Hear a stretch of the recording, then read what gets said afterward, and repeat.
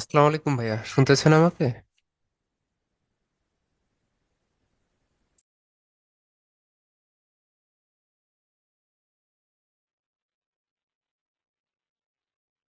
সালাম ভাই, আমাকে শুনতে পাচ্ছেন?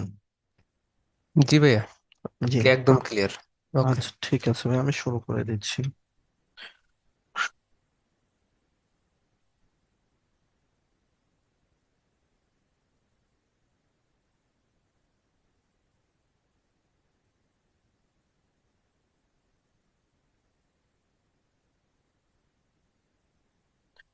আসসালামু আলাইকুম সবাইকে। 46তম BCS prelim full course English literature, topic হচ্ছে modern and post modern. Name of American, Irish, Indian and Bangladeshi writer, notable critics. আজকের ক্লাসে যারা জয়েন করেছেন সবাইকে ধন্যবাদ জানিয়ে আজকের ক্লাসটা শুরু করতে যাচ্ছি। আমি একটা স্ক্রিন শেয়ার করেছি, কাইন্ডলি একটু জানাবেন যে স্ক্রিনটা দেখা যাচ্ছে কিনা এবং ক্লিয়ারলি শোনা যাচ্ছে কিনা।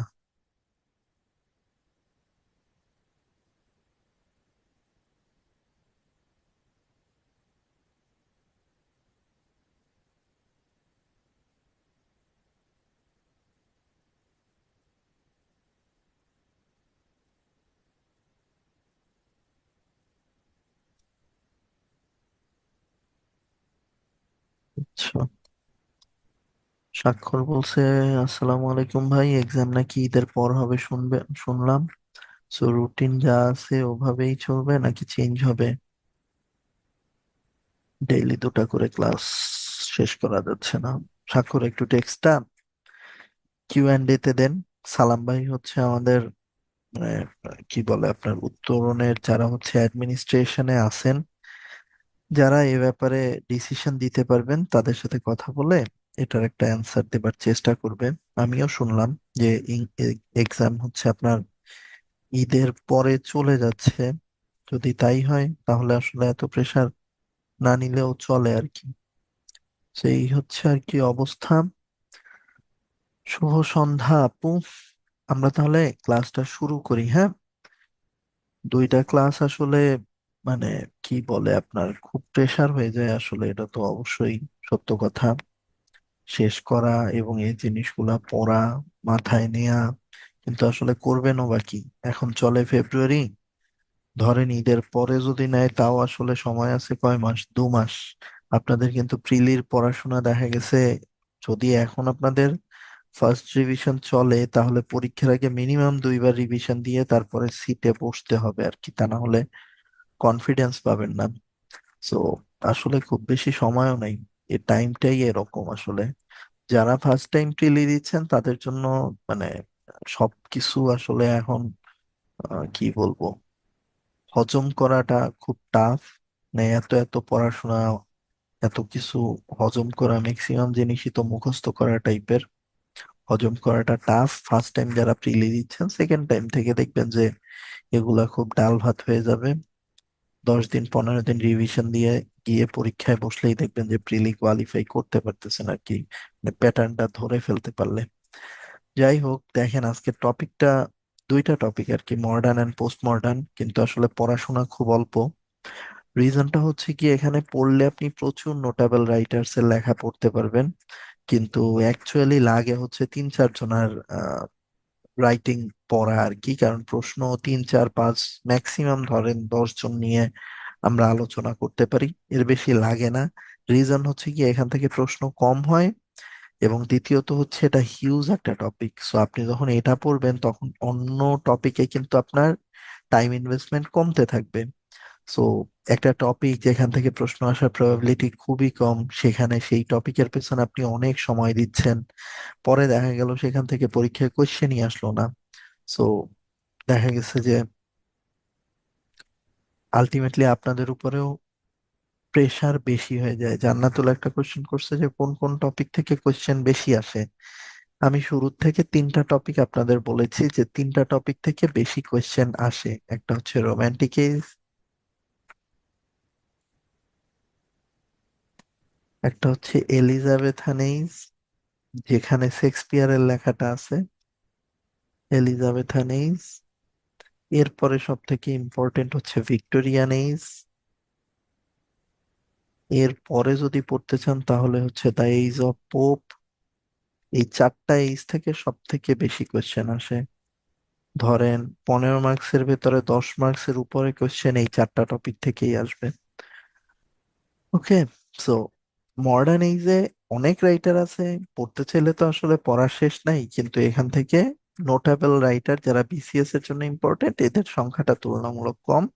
সো ওই অ্যাসেসমেন্টটা মাথায় রেখেই দেখা গেছে আমি ক্লাসে আপনাদের পড়ার পরিমাণটা কমায় দেওয়ার চেষ্টা করব। চলেন আগাই। প্রথমত, টাইম পিরিয়ডটা ইম্পর্টেন্ট, যদিও এখন আর এটা খুব বেশি আসে না। 35 থেকে 41তম বিসিএস পর্যন্ত কোশ্চেন বিশ্লেষণ করলে দেখবেন যে টাইম লাইন থেকে প্রচুর কোশ্চেন আসতো, প্রচুর বলতে কি 2-3টাও প্রশ্ন আসতো। এরপরে এটার সংখ্যাটা একটু কমে গেছে। তারপরও যেহেতু কোশ্চেন প্রিভিয়াসলি আসতো, একটু জেনে নেন যে মডার্ন পিরিয়ডটা শুরু হয়েছে 1901 সালে এবং শেষ হয়েছে 1939 সালে। শুরু হয়েছে কিভাবে? এর আগের এইজটা ছিল ভিক্টোরিয়ান পিরিয়ড। ভিক্টোরিয়ান পিরিয়ডের নামকরণ করা হয়েছিল কুইন ভিক্টোরিয়ার নাম অনুসারে। সো ভিক্টোরিয়ান পিরিয়ডটা শেষ হয়ে গেছে যখন কুইন ভিক্টোরিয়া মারা গেছে, এবং এরপরে ক্ষমতায় আসছে হচ্ছে তার ছেলে এডওয়ার্ড 7। এই যে তার ছবি আছে ডান পাশে, এই ভদ্রলোক ক্ষমতায় আসছে। সেও বেশি দিন বেঁচে ছিল না, মাত্র 10 বছরের জন্য হচ্ছে গিয়া সে শাসন কার্য পরিচালনা করছে, এবং তার স্মরণে এই টাইম লাইনটার নামকরণ করা হয়েছে এডওয়ার্ডিয়ান পিরিয়ড। এই পিরিয়ডটা অনেকে 1914 পর্যন্ত বলে থাকে। কেন 14 পর্যন্ত এটাকে টানে? কারণ 14-এ হচ্ছে গিয়ে ফার্স্ট ওয়ার্ল্ড ওয়ার শুরু হয়, এবং ওয়ার্ল্ড ওয়ারের পরবর্তী টাইম লাইনে যে ধরনের লেখাগুলো পাবলিশ হয়েছে সেগুলোর প্যাটার্ন গুলো আপনারা জানেন যে একটা সোশিও কি বলে পলিটিক্যাল ইনসিডেন্ট হচ্ছে গিয়ে সবসময় রাইটারদের লেখায় একটা বড় ইম্প্যাক্ট ফেলে। সো ফার্স্ট ওয়ার্ল্ড ওয়ার শেষ হওয়ার পরে ইংল্যান্ডেরও যে জিও পলিটিক্যাল পজিশনটা ছিল বিশ্বের কাছে, সেটাও আস্তে আস্তে পরিবর্তন হওয়া শুরু করে। আপনারা জানেন ফার্স্ট ওয়ার্ল্ড ওয়ার পর্যন্ত ইংল্যান্ড হচ্ছে কি বলে পৃথিবীর সব থেকে শক্তিশালী সাম্রাজ্যগুলার একটা ছিল। কিন্তু ফার্স্ট ওয়ার্ল্ড ওয়ারে যদিও তারা মিত্র শক্তিতে ছিল এবং জিতে আসে, কিন্তু এই যুদ্ধের মাধ্যমে নতুন আর একটা শক্তির এমার্জেন্স হয়, সেটা হচ্ছে আমেরিকা। এর আগে দেখা গেছে আমেরিকা যদিও স্বাধীনতা পেয়ে গেছে 1776-এ, কিন্তু আমেরিকা যে এত বড় একটা এম্পায়ার হিসাবে দাঁড়াইতে পারে, মানে এম্পায়ার বলতে বুঝাচ্ছি যে তারা যে একটা নতুন শক্তি হিসাবে এমার্জ হবে, সেটার অনেক মানে কি বলে সম্ভাবনা দেখা যাচ্ছিল। কিন্তু এই যুদ্ধে যখন দেখা গেছে অটোমান এম্পায়ার একদম কালাপস করলো, জার্মান আহ, যে এম্পায়ার ছিল, অ্যাস্ট্রো হ্যাঙ্গেরি এম্পায়ার, এরা যখন দেখা গেছে ডিজলভ হয়ে গেল, রাশিয়ান এম্পায়ার দেখা গেছে 1917-এ গিয়ে আপনার কি বলে লেনিন যখন দেখা গেছে কমিউনিজমের একটা চর্চা শুরু করলো, আলটিমেটলি এই সব কিছু এবং পাশাপাশি জিওগ্রাফিক্যাল লোকেশনের কারণে দেখা গেছে যে আমেরিকা কিছু বেনিফিটস পেয়েছে। আর ফার্স্ট ওয়ার্ল্ড ওয়ারে দেখা গেছে তাদের উপর ডিরেক্ট কোনো আক্রমণ হয় নাই, কিন্তু তারা বোথ পার্টির কাছেই অস্ত্র বিক্রি করছে, এবং এর মাধ্যমে তারা হিউজ প্রফিট করছে।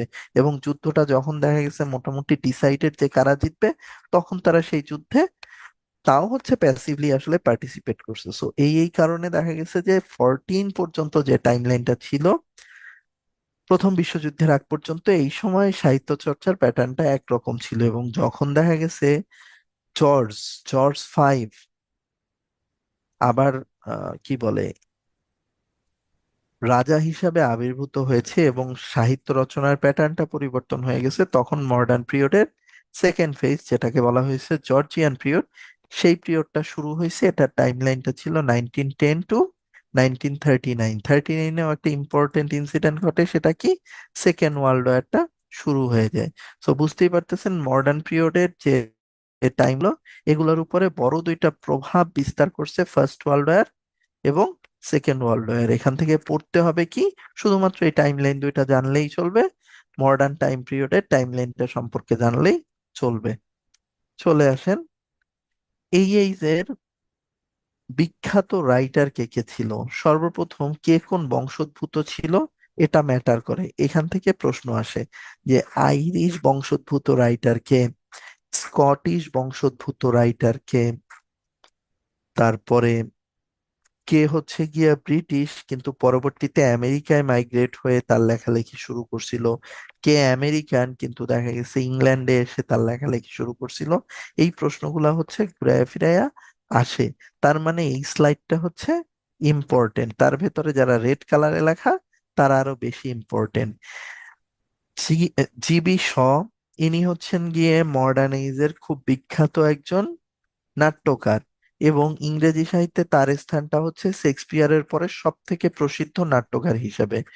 উইলিয়াম বাটলার গেটস, সে হচ্ছে খুব নামকরা একজন কবি ছিলেন। জেমস জয়েস, তিনিও হচ্ছে একজন বিখ্যাত কবি ছিলেন। এরা সবাই ছিলেন আইরিশ বংশোদ্ভূত, কিন্তু এদের ইংরেজি সাহিত্যের উপরে প্রচন্ড পরিমাণে প্রভাব ছিল। আপনারা জানেন যে যুক্তরাজ্যের ভেতরে আসলে আয়ারল্যান্ড চলে আসে, স্কটল্যান্ড চলে আসে, ইংল্যান্ড চলে আসে, ওয়েলস চলে আসে। এজন্য এদেরকে আসলে ইংলিশ কবি হিসাবেই স্বীকৃতি দেয়া হয়ে থাকে। অন্যদিকে আমেরিকান যেসব কবি আছে মডার্ন পিরিয়ডের, তাদের ভেতরে সব থেকে পপুলার হচ্ছেন টি.এস. এলিয়ট এবং আর্নেস্ট হেমিংওয়ে। হেমিংওয়ে নোবেলিস্ট হিসাবে সাহিত্য চর্চা করে প্রসিদ্ধ হয়েছিলেন, এবং টি.এস. এলিয়ট হচ্ছে গিয়ে সাহিত্যের বিভিন্ন শাখায় লেখালেখির চেষ্টা করছে, নভেলও আছে তার, পোয়েমও আছে তার। ঠিক আছে, সো এদের নামগুলা মোটামুটি মনে রাখলেই হবে। ইউকের মধ্যে নর্দার্ন আয়ারল্যান্ড যায়, রাইট ভাইয়া, ইউকের মধ্যে নর্দার্ন আয়ারল্যান্ড যায়। আয়ারল্যান্ড হচ্ছে কি আপনার স্বাধীন রাষ্ট্র হিসাবে এমার্জ হয়। কিন্তু আয়ারল্যান্ড স্বাধীনতা পায় কবে, কেউ বলতে পারবেন?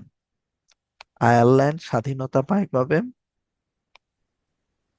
আয়ারল্যান্ড ঐতিহাসিকভাবে কখনো কখনো ইংল্যান্ডের মানে কি বলে ইংল্যান্ডের কিংডমের আন্ডারে ছিল, ব্রিটিশ কিংডমের আন্ডারে ছিল। কখনো কখনো তারা রেবেলিয়াস অ্যাক্ট করছে, এবং এ কারণে আপনারা হয়তো বা দেখা গেছে যে অনেক সময় দেখবেন যে আয়ারল্যান্ড, আহ, ইংল্যান্ডের যিনি কি বলে কিং ছিলেন, তাকে বলা হচ্ছে king of England, Ireland and Scotland. আয়ারল্যান্ডের এই যে নর্দার্ন আয়ারল্যান্ড পার্টটা ইউকের সাথে থাকবে, এবং সাউদার্ন আয়ারল্যান্ড পার্টটা যে আলাদাভাবে থাকবে, এই জিনিসটা ডিসাইড হয়েছে ফার্স্ট ওয়ার্ল্ড ওয়ারের পরে। আপনারা যারা পিকি ব্লাইন্ডার্স দেখছেন তারাও এই সময়ের পলিটিক্সটা সম্পর্কে আইডিয়া করতে পারবেন। আয়ারল্যান্ডকে স্বাধীনতা দিতে আসলে যুক্তরাজ্য রাজি ছিল না। এটার পেছনে একটা বড় রিজন হচ্ছে গিয়া মেরিটাইম যে লাইনটা আছে। আপনারা জানেন যে যুক্তরাজ্য হচ্ছে ইটসেলফ একটা কি বলে আপনার দ্বীপ। সো আয়ারল্যান্ড যেহেতু এই পাশেই আছে, একে যদি স্বাধীনতা দিয়ে দেয়া হয় তাহলে আপনার মেরিটাইম যে বাউন্ডারি আছে, মেরিটাইম যে বাউন্ডারি অর্থাৎ মেরিন যে বাউন্ডারি আছে, কোস্ট লাইন আছে, সেখান থেকে হচ্ছে গিয়ে ইংল্যান্ডের লসে পড়তে হবে। এই কারণে দেখা গেছে আয়ারল্যান্ড যদিও প্রাকৃতিক সম্পদে অনেক প্রাচুর্যশীল ছিল না, কিন্তু তারপরও আয়ারল্যান্ডকে আসলে মানে ছাড়তে রাজি ছিল না। যাই হোক, ফার্স্ট ওয়ার্ল্ড ওয়ারের পরে এটা নিয়ে বহুত কাহিনী হয়। আয়ারল্যান্ডে দেখা গেছে তৎকালীন রাশিয়ার যে কমিউনিজম আহ শাসন ব্যবস্থা এস্টাবলিশ করে লেনিন, তার মাধ্যমেও প্রভাবিত হয়। এখানে হচ্ছে ওয়ার্কিং ক্লাস খুব শক্তিশালী হয়ে যায়। পরবর্তীতে দেখা গেছে এদের সাথে দেন দরবার হয়, এবং আলটিমেটলি মানে যে ডিসিশনটা হয় সেটা হচ্ছে নর্থার্ন আয়ারল্যান্ড পার্টটা যুক্তরাজ্যের সাথে ইন্টিগ্রেট করবে, এবং সাউদার্ন আয়ারল্যান্ড পার্টটা হচ্ছে আয়ারল্যান্ড নামে আলাদা একটা রাষ্ট্র ঘোষণা করবে। সো এই মানে ইনসিডেন্টটা হচ্ছে গিয়ে ফার্স্ট ওয়ার্ল্ড ওয়ারের পরের একটা ইনসিডেন্ট। ইংরেজি সাহিত্য দেখা গেছে রচনা করা শুরু হয়েছে সেই 450 এডি থেকে। ধরেন আহ, যে সময়টা থেকে অনেক বেশি প্রফিসিয়েন্ট ইংরেজি সাহিত্য, সেটাও 1500 সাল থেকে। সো 1500 থেকে 1900 পর্যন্ত এই 400 বছর তো প্রায় আয়ারল্যান্ডের যেসব সাহিত্যিক ছিল তারাও নিজেদেরকে ইংল্যান্ডের সাহিত্যিক হিসেবেই বিবেচনা করছে। জিনিসটা এরকম যে 1947-এর আগে উপমহাদেশের যে কোনো সাহিত্যিক তারা তো আসলে ছিল সাবকন্টিনেন্টের সাহিত্যিক ওই পার্সপেক্টিভ থেকে। ঠিক আছে, ওকে, যাই হোক, ইন্ডিয়ান কিছু সাহিত্যিকও হচ্ছে গিয়ে আহ কি বলে ইন্টারন্যাশনাল রাইটার হিসাবে স্বীকৃতি পাইছে। তাদের মধ্যে একজন হচ্ছে নীরদ সি চৌধুরী। আপনারা তার নাম শুনে থাকবেন, আত্মঘাতী বাঙালি নামে একটা লেখা দ্বারা সে খুব প্রসিদ্ধ হয়েছিলেন। ইংরেজ রাইটার হিসাবে সে স্বীকৃতি পেয়েছিলেন দ্য অটোবায়োগ্রাফি, অটোবায়োগ্রাফি না দা অটোগ্রাফ, নাকি না অটোবায়োগ্রাফি ছিল বইটা, অটোবায়োগ্রাফি না দা অটোগ্রাফি না, ভাই, দা অটোবায়োগ্রাফি না the autography, the autography of an of an unknown Indian. এখানে নীরজ সি চৌধুরীর নিজের লাইফের কাহিনী আসলে বর্ণিত হয়েছে। অটোগ্রাফি যেহেতু বুঝতেই পারতেছেন, সো এটা নীরজ সি চৌধুরী হচ্ছে তার জীবদ্দশার শেষের সময়গুলোতে, সে সরকারি চাকরিজীবী ছিলেন, শেষের সময়গুলোতে হচ্ছে গিয়ে আহ, ইংল্যান্ডে মাইগ্রেট করেন এবং ওখানে গিয়ে লেখালেখি শুরু করেন। সো ওখানে থাকা অবস্থায় হচ্ছে সে এই বইটা রচনা করেন, যার মাধ্যমে দেখা গেছে সে ইংরেজি সাহিত্যে হচ্ছে খুব পপুলার হয়েছিলেন। আর কে নারায়ণের বিখ্যাত লেখাগুলো হচ্ছে স্বামী অ্যান্ড ফ্রেন্ডস,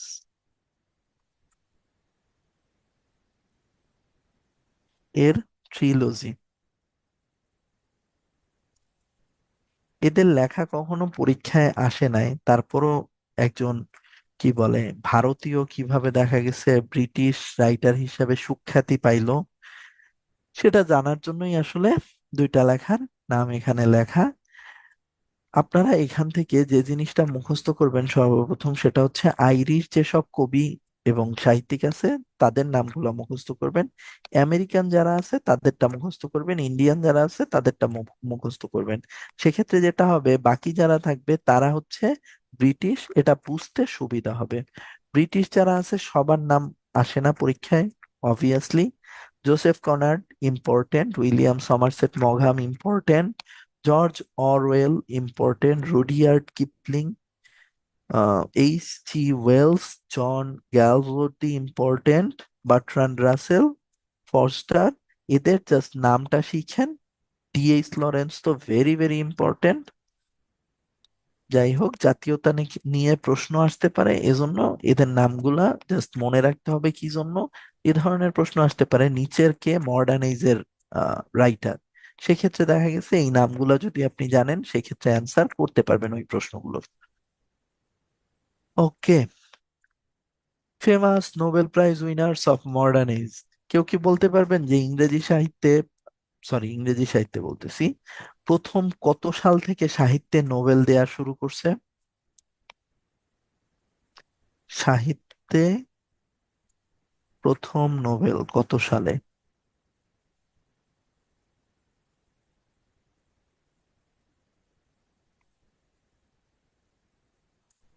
শুভ্রা অ্যান্সার দিছে।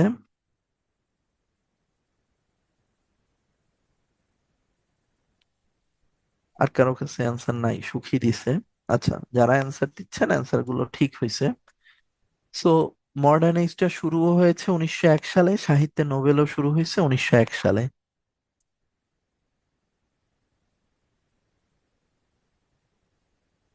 আচ্ছা, ক্লাসের লাস্টে দিয়ে দিব না আরমান। সো প্রথম 1901 সালে ইংরেজি সাহিত্যে নোবেল পেয়েছিলেন যে ভদ্রলোক, তার নাম হচ্ছে সালি প্রুডহোম।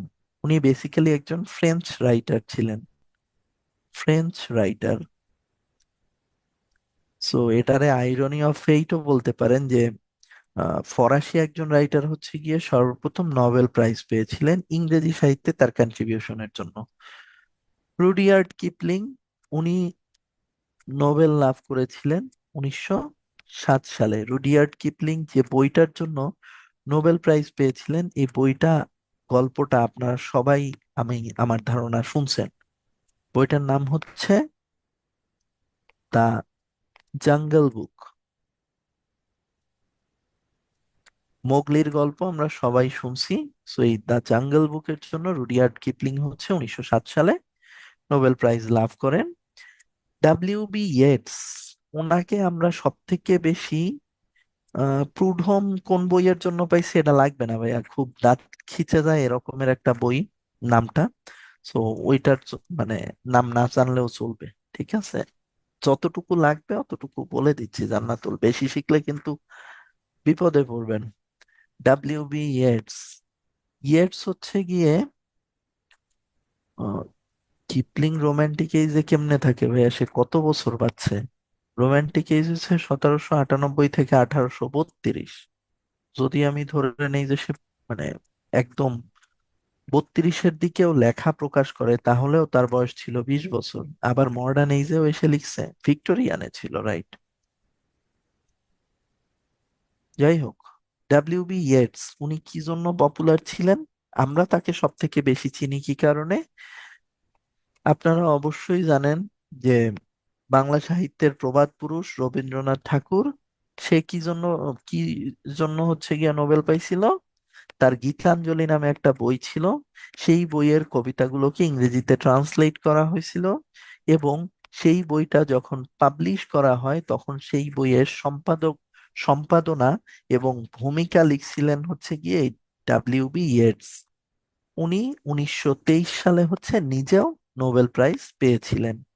ডাব্লিউ জিবি শ হচ্ছে গিয়ে তার নাটক রচনার জন্য অনেক বেশি পপুলার ছিলেন। সে কিছু কি বলে আপনার কবিতাও লেখার চেষ্টা করছিলেন, বাট ওগুলা সেরকম পপুলারও হয় নাই। জিবি শ মূলত হচ্ছে নাটকের প্লেয়ার ছিলেন, এবং 1925 সালে সে স্পেসিফিক কোন কোন বইটার জন্য, কোন নাটকটার জন্য হচ্ছে নোবেল পাইছে ওভাবে তো বলা হয় নাই, কিন্তু ধারণা করা হয় তার পিগমালিয়নের জন্য তাকে হচ্ছে গিয়ে আপনার দেয়া হয়েছিল, কি বলে, নোবেল প্রাইজ দেয়া হয়েছিল। সর্বশেষে আসে পার্ল এস বাক। উনি নোবেল প্রাইজ পেয়েছিলেন 1938 সালে, এবং উনি ছিলেন একজন আমেরিকান উইমেন।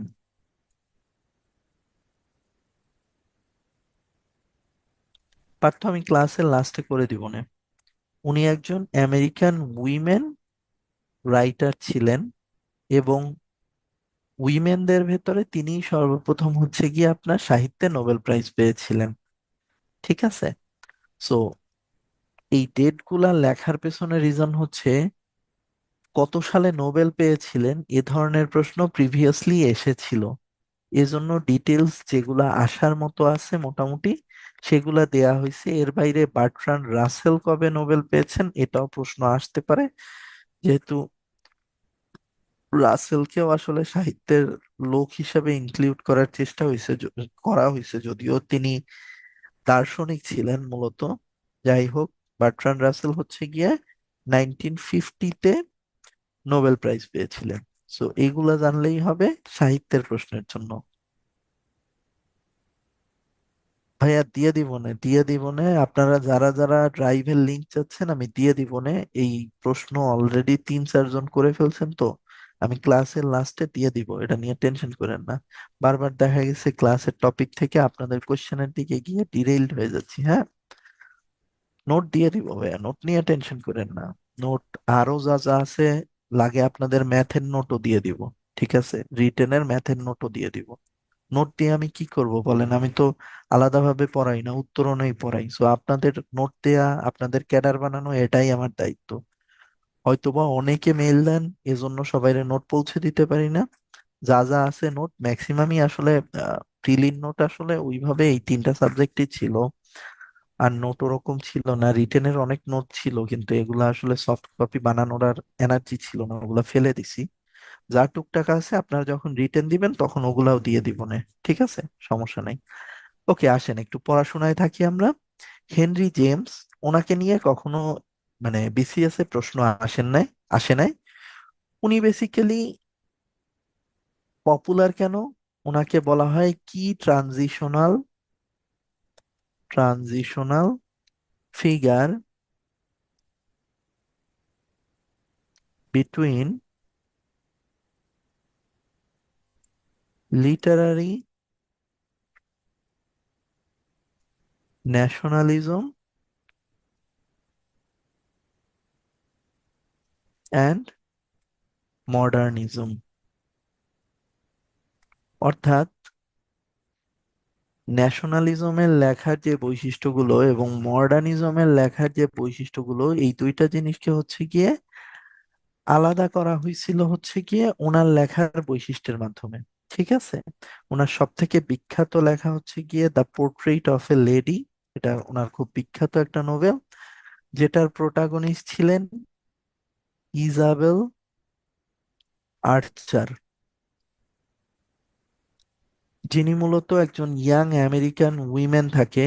এবং ওনার আপব্রিঙ্গিং এর পাশাপাশি ওনার কি বলে আপনার ফ্লারিশিং এইজে ওনার যে এক্সপিরিয়েন্স গুলা হয়, ওই জিনিসগুলাকেই হচ্ছে গিয়ে এই নোভেলে পোট্রে করা হয়েছে, অর্থাৎ ওনার লাইফের স্ট্রাগেল, ওনার জীবনের প্রেম, এটসেট্রা এটসেট্রা। এটাই হচ্ছে গিয়ে পোর্ট্রেট অফ এ লেডির স্টোরি লাইন। কখনোই যেহেতু হেনরি জেমস থেকে কোশ্চেন আসে না, আপনারা চাইলে ওনাকে স্কিপ করতে পারেন।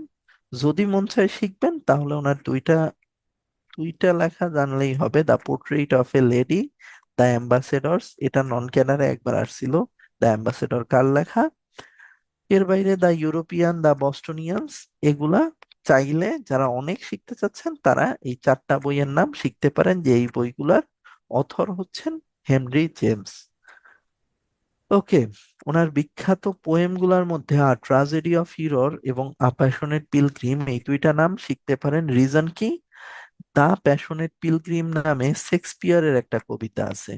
সো দা প্যাশনেট পিলগ্রিম কবিতাটা আর আ প্যাশনেট পিলগ্রিম, যেহেতু নাম মোটামুটি সিমিলার, এজন্য দেখা গেছে যে এরকম হতে পারে যে প্যাশনেট পিলগ্রিম কার লেখা দিয়ে হয়তো বা দিয়ে বসবে যে হেনরি জেমস অপশন, মিসলিড করার জন্য। সো ওই কারণে আ প্যাশনেট পিলগ্রিম এটা যে হচ্ছে হেনরি জেমসের লেখা, এই একটা কবিতার নাম চাইলে শিখতে পারেন।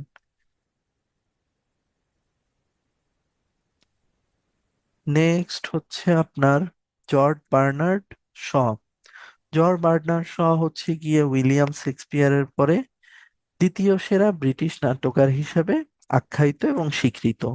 তিনি আইরিশ নাট্যকার এবং সমালোচক হিসাবে প্রসিদ্ধ ছিলেন, এবং তার জন্মস্থানটা হচ্ছে আয়ারল্যান্ডের রাজধানী ডাবলিন।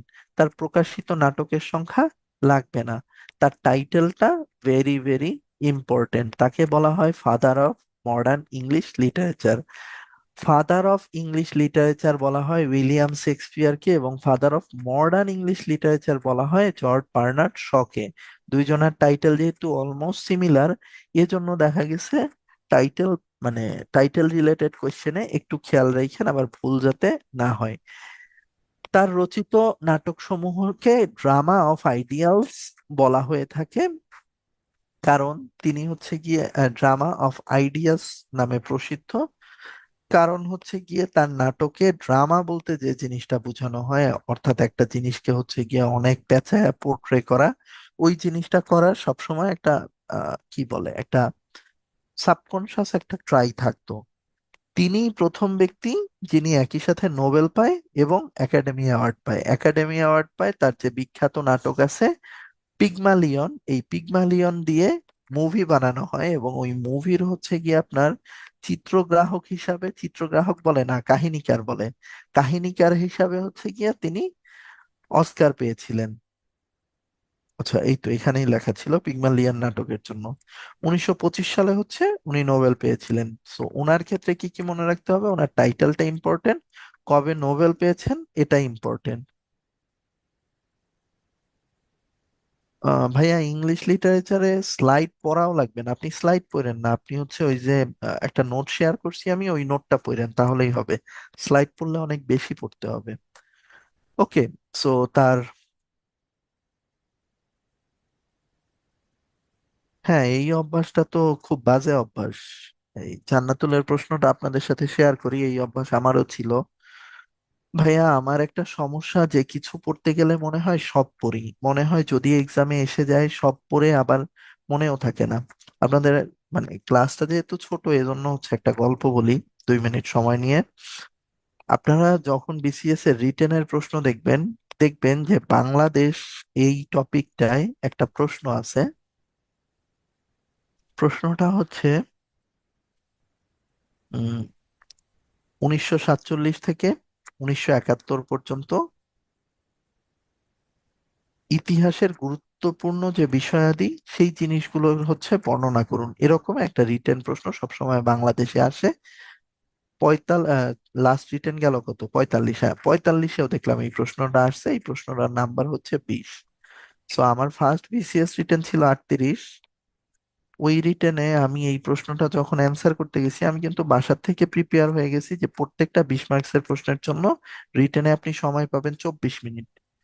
তো আমি বাসার থেকে ফিক্স করে গেছি যে 24 মিনিটের মধ্যে নো ম্যাটার হোয়াট আমি যে কোনো কোয়েশ্চেন অ্যান্সার করে ছেড়ে দিব। কিন্তু 1947 থেকে 1971 এই প্রশ্নগুলো হচ্ছে এমন এন্টাইসিং কোয়েশ্চেন, যখন আমি লেখা শুরু করছি আমি 47-এর দেশ বিভাগ লিখছি, আমি 48-এর ইনসিডেন্ট লিখছি যে 48-এর শুরুর দিকে হচ্ছে কি আপনার কাশ্মীর ইস্যু নিয়ে যুদ্ধ হয়েছে। এরপরে দেখা গেছে আমি 1950-র ইস্যুস লিখছি, 1952-এর ইস্যুস লিখছি, তারপরে চলে গেছি 1955-এ, 1956-এ 56-র যে আপনার হচ্ছে আইয়ুব খান আসলো, আইয়ুব খান এসে যে শিক্ষা আন্দোলন হলো এই ইস্যুস গুলা লিখছি। তারপর হচ্ছে 1958 লিখতে গেছি, 1962 হচ্ছে শিক্ষা আন্দোলন হয়েছিল, 56-তে হচ্ছে আপনার আইয়ুব খান হচ্ছে কি ওই যে ইস্কান্দার মির্জা আইয়ুব খানের যে প্লটটা ওইটা লিখছি। এরকম করে করে আমি যখন এই কোশ্চেনটা অ্যান্সার করছি আমি দেখি আমার হয়ে গেছে 1 ঘন্টা 20 মিনিট। এখন আপনি বুঝেন যে 1 ঘন্টা 20 মিনিটে আমি একটা প্রশ্ন অ্যান্সার করছি যেখানে এটা অ্যান্সার করার কথা 24 মিনিট, তাহলে আর রিটেনের কিছু থাকে? সো এটা যখন আমি করছি, এই কোশ্চেনটা মনে হয় 20-22 পেজ লিখে ফেলছি। করার পরে আমার পাশের সিটে আমারই পরিচিত আমার একটা ভাই ছিল, আফিফ করে নাম। ও বলতেছে যে ভাই আপনি এটা ভুল করছেন, ও হচ্ছে কি আপনার 37-এর আরএইচডি ছিল, 38-এ আবার ওর রেল আসছিল, রেলে আর জয়েন করে নাই, যাই হোক। তো ও বলতেছিল যে ভাই বিসিএস এ তো আপনি, আমি যেহেতু ফার্স্ট টাইমার ছিলাম, কোথাও কোচিং টোচিং করি নাই, আমি তো আসলে এত কিছু জানতাম না। ও বলতেছিল যে ভাই এগুলা মানে কি বলে আপনার ট্রাপ কোশ্চেন, এই কোশ্চেনটারে আমি অ্যান্সার করছি 6 পেজে, সেক্ষেত্রে হয়তো বা আমারে 20-এ দিবে 10। আপনি এটারে অ্যান্সার করছেন কত পেজ, 20 পেজ, আপনারা এটায় কত দিবে, সর্বোচ্চ 14 দিবে। এখানে আপনি 4 মার্কসের একটা ডিফারেন্স করতেছেন, কিন্তু আপনি তো পুরো যে 10 সেট অ্যান্সার করা লাগতো 10 সেট অ্যান্সারই করতে পারতেছেন না এটার জন্য। সো এই ধরনের যে স্ট্র্যাটেজি যে আমি বলতেছিলাম যে আমি ভাই এত কষ্ট করে এত এত ডেটা পড়ছি, এগুলো আমি না দিলে কিভাবে হয়। সো আলটিমেটলি কিন্তু দেখা গেছে পরে আমি যখন আমার মার্কশিট তুলছি, মার্কশিট তোলার পরে আমার বাংলাদেশে মার্কস ছিল মাত্র 108। শেষ করছিলাম কিন্তু ওটারে জগা খিচুড়ি শেষ করা বলে, 4 সেট প্রশ্ন আমি খুব বাজে অ্যান্সার করছিলাম। সো এজন্য পরবর্তীতে কিন্তু দেখা গেছে আমি ওখান থেকে যে জিনিসটা বুঝতে পারছি এটা হচ্ছে গিয়ে একটা প্রশ্ন অনেক বেশি লেন্দি লিখতে গিয়ে অন্য কোশ্চেনের খারাপ অ্যান্সার দিয়ে আসলে আপনি ভালো এক্সাম দিয়ে আসতে পারবেন না, এবং এটা রাইট অ্যাপ্রোচও না। এ কারণে আমি কিন্তু শুরু থেকে দেখা গেছে ইংলিশের টিচার হওয়া সত্ত্বেও আপনাদের বলছি যে আপনারা সাহিত্য কম পড়বেন। কেন? কারণ সাহিত্য শুধুমাত্র প্রিলি কোয়ালিফাই করার জন্য লাগে, রিটেনে এটার কোনো ইম্প্যাক্টই নেই, ইনফ্যাক্ট ক্যাডার হওয়ার ক্ষেত্রেও এটার ইম্প্যাক্ট খুবই কম। তাহলে এই জিনিসের পেছনে আপনি এত সময় কেন দিবেন? আপনি যদি সাহিত্যে 15-তে 8-9ও পান, তাতেও আপনার প্রিলি পার হয়ে যাবে। সো এখানে এই 15-তে 12 পাওয়ার জন্য আপনি যদি সব পড়েন, হয়তো বা আপনি 3 মার্কসের একটা ডিফারেন্স তৈরি করবেন, কিন্তু এই 3 মার্কসের ডিফারেন্স তৈরি করতে গিয়ে আপনি যে পরিমাণে সাহিত্যের পেছনে সময় দিবেন, ওই সময়টা দেখা গেছে আপনি বাংলা সাহিত্যের পেছনে দিলেও অনেক কাজে দিবে। কারণ বাংলা সাহিত্য মানে বিসিএস রিটেনে এটার অনেক ইম্প্যাক্ট আছে, 30 মার্কসের কোশ্চেন আসে সরাসরি, 3 মার্কসের যে প্রশ্নগুলো আসে ওগুলা। এজন্য এই যে অভ্যাস যে আমি সব পড়বো, এই অভ্যাস আপনার যেভাবেই হোক সাবসাইড করে আসতে হবে। কারণ এই অভ্যাস থাকলে আপনি ক্যাডার হতে পারবেন না, হতে পারবেন না, পারবেন না। আপনি দেখবেন 14 ঘন্টা করে পড়তেছেন, তাও আপনি দিন শেষে হয়তো বা দেখা গেছে ম্যাক্সিমাম নন ক্যাডার হবেন। অন্যদিকে আপনার ফ্রেন্ড যে স্ট্র্যাটেজিক্যালি পড়বে, সে 5 ঘন্টা পরেও দেখা গেছে ফরেন অ্যাডমিন ক্যাডার নিয়ে নিতে পারে। সো বিসিএস এ কিন্তু স্ট্র্যাটেজি অনেক ইম্পর্টেন্ট একটা রোল প্লে করে। এই জন্য এ ধরনের অভ্যাস যাদেরই আছে যে আমি সব পড়বো সব পড়বো, এই রোল থেকে বের হয়ে আসেন, কারণ আপনি সব পড়লে টিচার হবেন, টিচারের সব জানা দরকার। আপনার তো ভাই টিচার হওয়া মাথা ব্যথা না, আপনার মাথা ব্যথা হচ্ছে আপনি ক্যাডার হবেন। ঠিক আছে, ওকে, আসেন আমরা জিবি শ নিয়ে কথা বলতেছিলাম। জিবি শ এর লেখাগুলোর একটা বৈশিষ্ট্য হচ্ছে তিনি হচ্ছে এক শ্রেণীর কি বলে মানুষকে খুব ক্রিটিসাইজ করতেন বা ব্যান্টার করতেন, যারা হচ্ছেন মিলিটারি পার্সন, মিলিটারি পার্সনকে। ঠিক আছে, সো ওনার বিখ্যাত যে নাটকগুলো আছে তার মধ্যে একটা নাটক হচ্ছে গিয়ে আর্মস এন্ড দ্য ম্যান।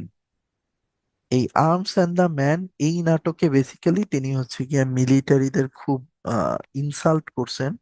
ওনার এরকমও একটা ই আছে, কোট আছে, যে 10 জনের ভেতরে 8জন মিলিটারি হচ্ছে গিয়ে মানে আইকিউ লেভেল থাকে সাধারণ মানুষের থেকেও নিচে, এরকম একটা স্টেটমেন্ট আছে ওনার। যাই হোক, তো আর্মস অ্যান্ড দ্য ম্যানের স্টোরি লাইনটা হচ্ছে, প্রোটাগনিস্ট হচ্ছে রেইনা, রেইনা পেটকফ। এখানে আরো উল্লেখযোগ্য ক্যারেক্টার হচ্ছে সার্জেই, লোকা এবং ব্লান্ট শেলি। এই হচ্ছে উল্লেখযোগ্য 4টা ক্যারেক্টার। নাটকের প্রেক্ষাপটটা হচ্ছে সার্বো বুলগেরিয়ান ওয়্যার, অর্থাৎ সার্বিয়া এবং বুলগেরিয়ার ভেতরে একটা যুদ্ধ হচ্ছিল। সেই যুদ্ধ যখন হচ্ছিল তখন সেই যুদ্ধের হচ্ছে গিয়ে একটা ক্যাভালরির চার্জে ছিল হচ্ছে সার্গেই।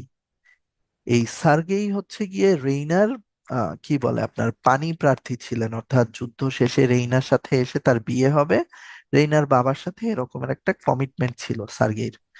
আর রেইনা পেটকক হচ্ছে গিয়ে সেখানের একজন টিনেজ, টিনেজ বলা যায় না, মানে অ্যাডাল্টহুডে পা রাখছে এরকম একটা ক্যারেক্টার। তো এই বুলগেরিয়ান আহ, যারা হচ্ছে যোদ্ধা ছিলেন, যারা সেনাবাহিনীর ছিলেন, তাদের একজন ক্যাভেলরির কি বলে আপনার ক্যাভেলরির হচ্ছে ইনচার্জ ছিলেন সার্গেই। এবং সার্বিয়ার সাথে বুলগেরিয়ার যুদ্ধে এই ক্যাভেলরি হচ্ছে একটা খুব স্ট্রং স্ট্রং একটা কি বলে আপনার স্ট্রং হোল্ডের যুদ্ধে হচ্ছে গিয়ে একটা ফ্রন্টাল ওয়্যারে হচ্ছে গিয়ে এই ক্যাভেলরি বুলগেরিয়ান সাইড থেকে যে ক্যাভেলরি থাকে সার্গেইর চার্চে, তারা হচ্ছে গিয়ে জিতে। এবং এটা জেতার পরে দেখা গেছে সে ওয়্যার হিরো হিসাবে ব্যাপক পরিমাণে জনপ্রিয়তা পায়।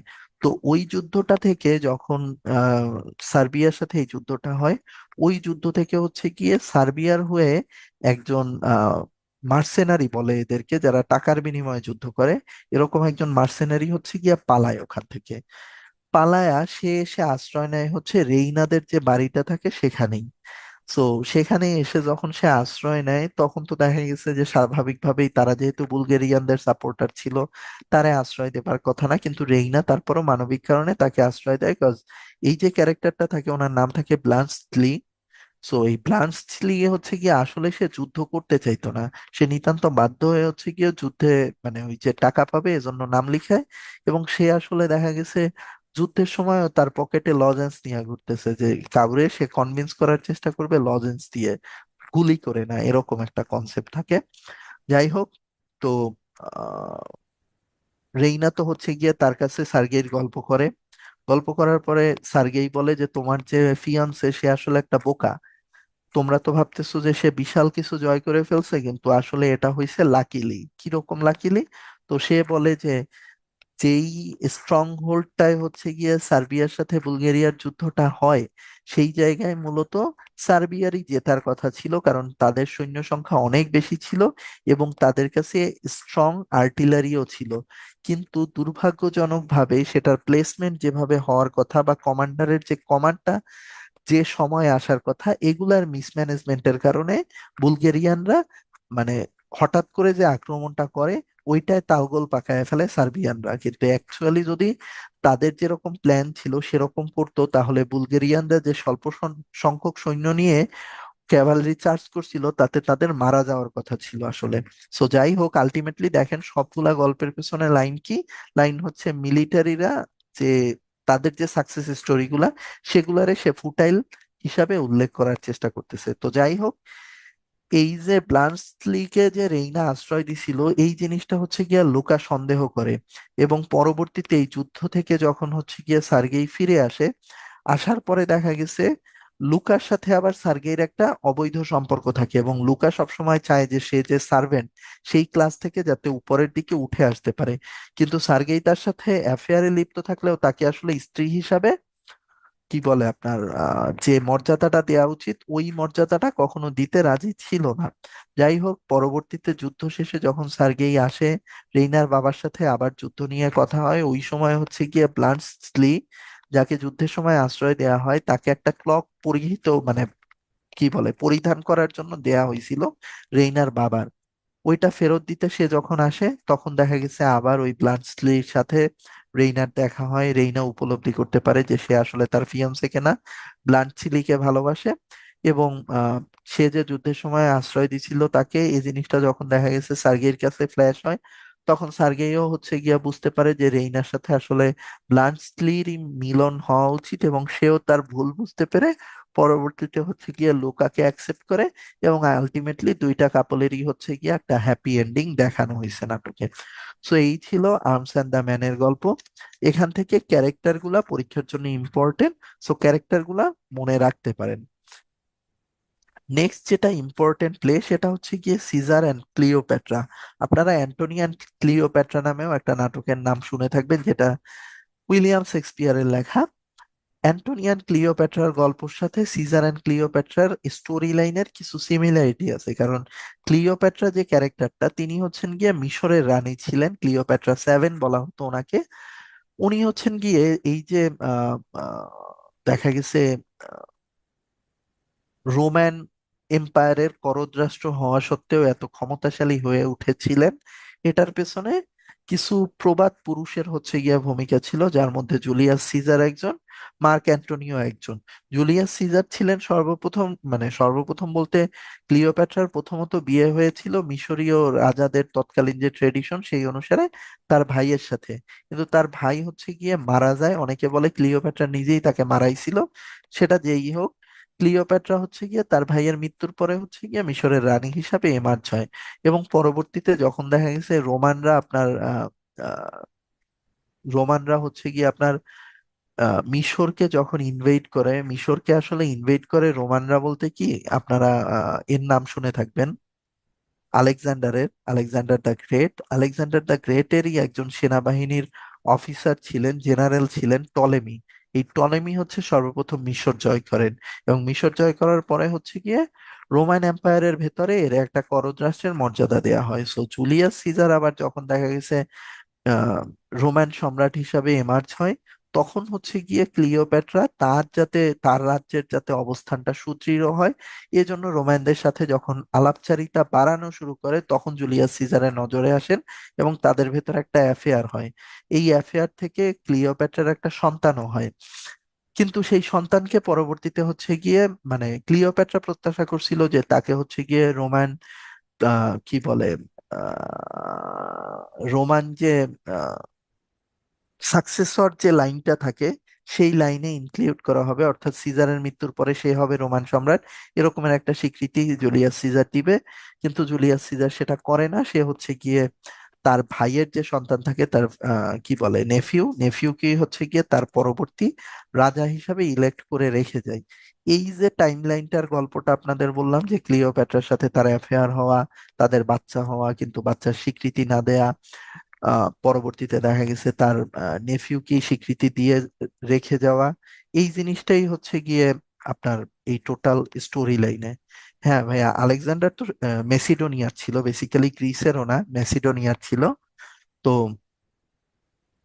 মেসিডোনিয়ায় তিনি থাকা মানে সময় হচ্ছে গিয়ে সে গ্রিস হচ্ছে গিয়ে দখল করে, দখল করতে করতে ইন্ডিয়া পর্যন্ত আসে, পার্সিয়া দখল করে নেয়। রাজা পুরুষ সাথে তার একটা যুদ্ধ হয়, এবং সেই যুদ্ধের পরে যখন সে মারা যায়, মারা যাওয়ার পরে তার যে কি বলে সেনাবাহিনী ছিল, ওই সেনাবাহিনীরই একজন অফিসার থাকেন টলেমি। এই টলেমি আবার ছিল হচ্ছে গিয়ে রোমান বংশোদ্ভূত। সে হচ্ছে গিয়ে পরবর্তীতে আপনার আর গিয়ে রোমান এম্পায়ারের ইস্টাবলিশমেন্টের ভেতরে নিজেকে ইনক্লুড করে এবং মিশর জয় করে।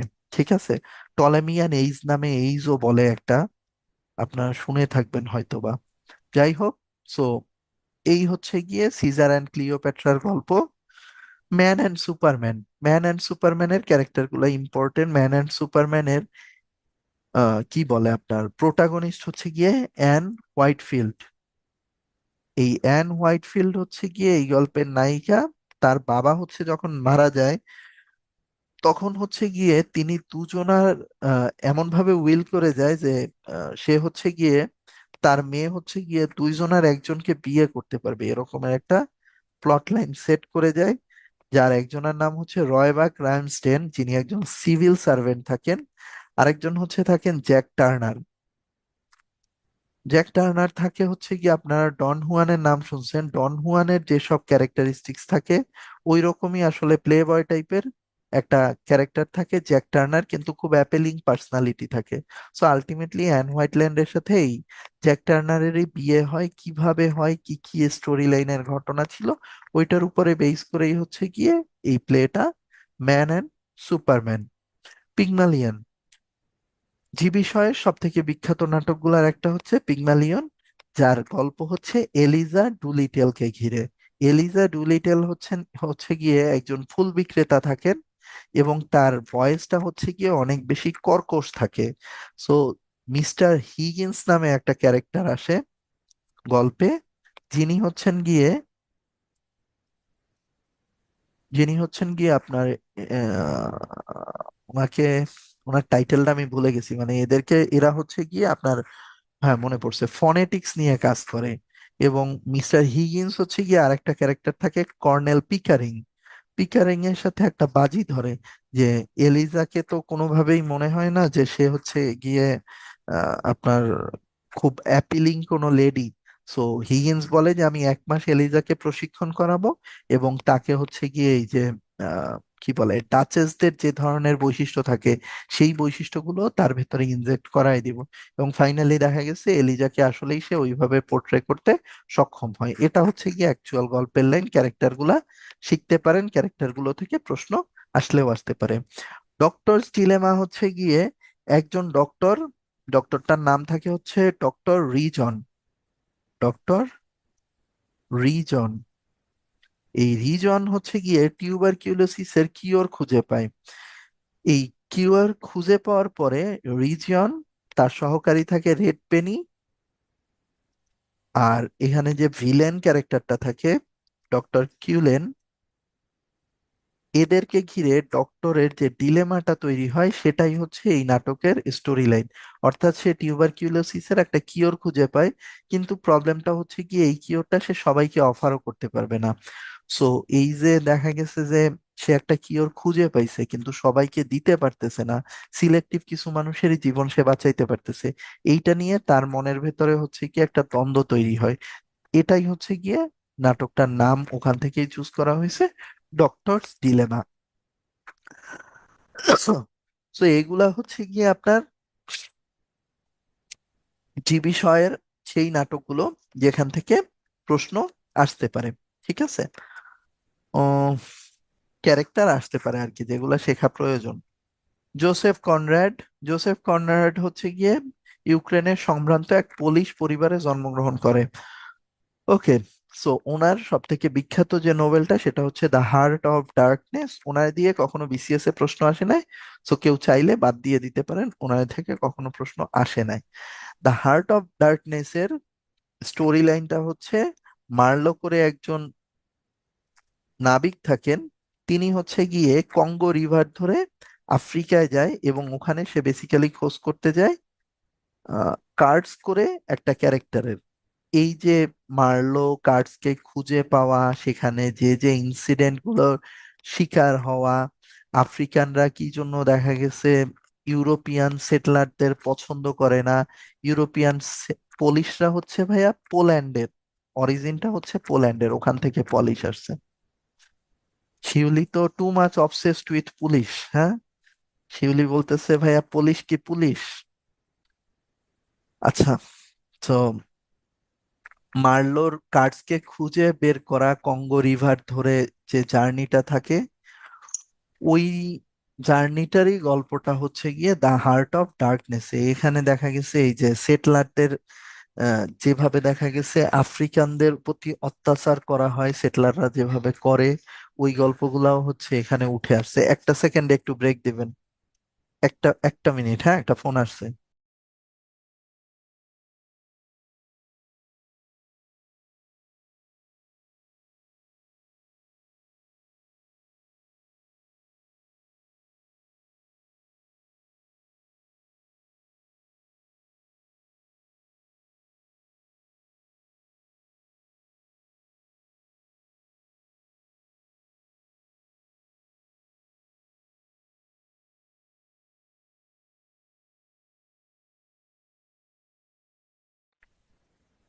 ওকে, সো মার্লো, কার্স, সেটেলারদের গল্প, আফ্রিকানদের উপরে কিভাবে নির্যাতন করা হয়েছে, কার্স কেন হচ্ছে গিয়ে আহ মার্লোর সংস্পর্শে আসতে চায় না, কি রিজন থাকে, এগুলা ঘিরেই হচ্ছে গিয়ে দ্য হার্ট অফ ডার্কনেস এর গল্প।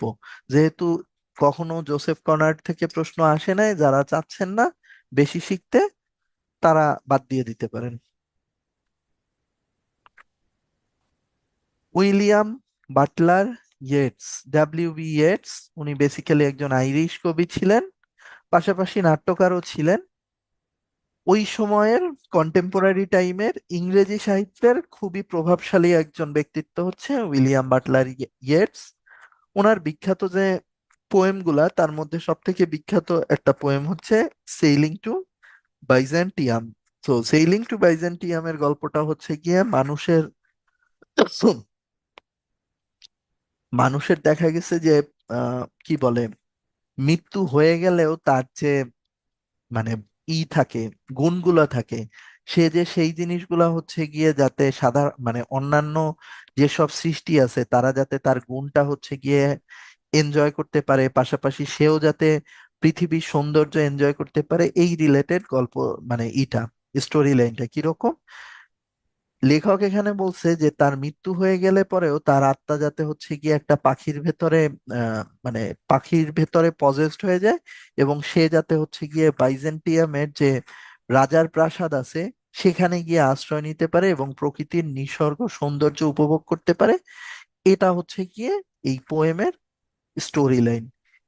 যেগুলো মানে পোয়েম প্রশ্ন আসতে পারে সেটা হচ্ছে লেডা অ্যান্ড সোয়ান খুব বিখ্যাত, সেলিং টু বাইজেন্টিয়াম বিখ্যাত, কোল পার্কস অফ ইনিসফ্রি নামে একটা লেখা আছে ওনার, এই যে দ্য ওয়াইল্ড সোয়ানস অ্যাট কোল, হ্যাঁ এটা ইম্পর্টেন্ট। নো সেকেন্ড ট্রয়, এটা প্রিভিয়াস ইয়ারের প্রশ্ন, নো সেকেন্ড ট্রয় প্রিভিয়াস ইয়ারের প্রশ্ন।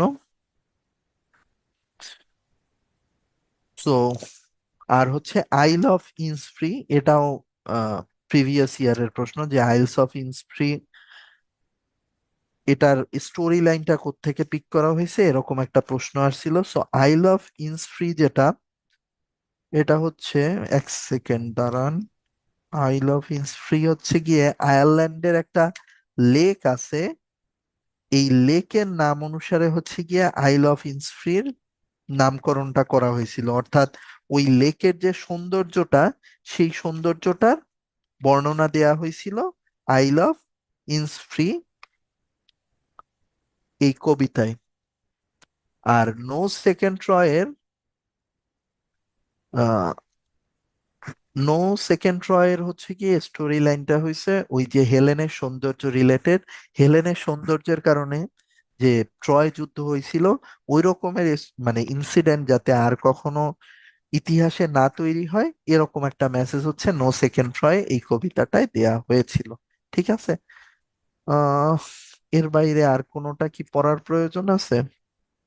দ্য গ্রিন হ্যামলেটটা দেখেন, দা টাওয়ার দেখেন, এই যেগুলো মার্ক করে দিছি এগুলোর ভেতর থেকে প্রশ্ন আসার সম্ভাবনা অনেক বেশি। বাকিগুলো আপনি চাইলে বাদ দিয়ে দিতে পারেন, আমি নিজেও শিখিনি কখনো।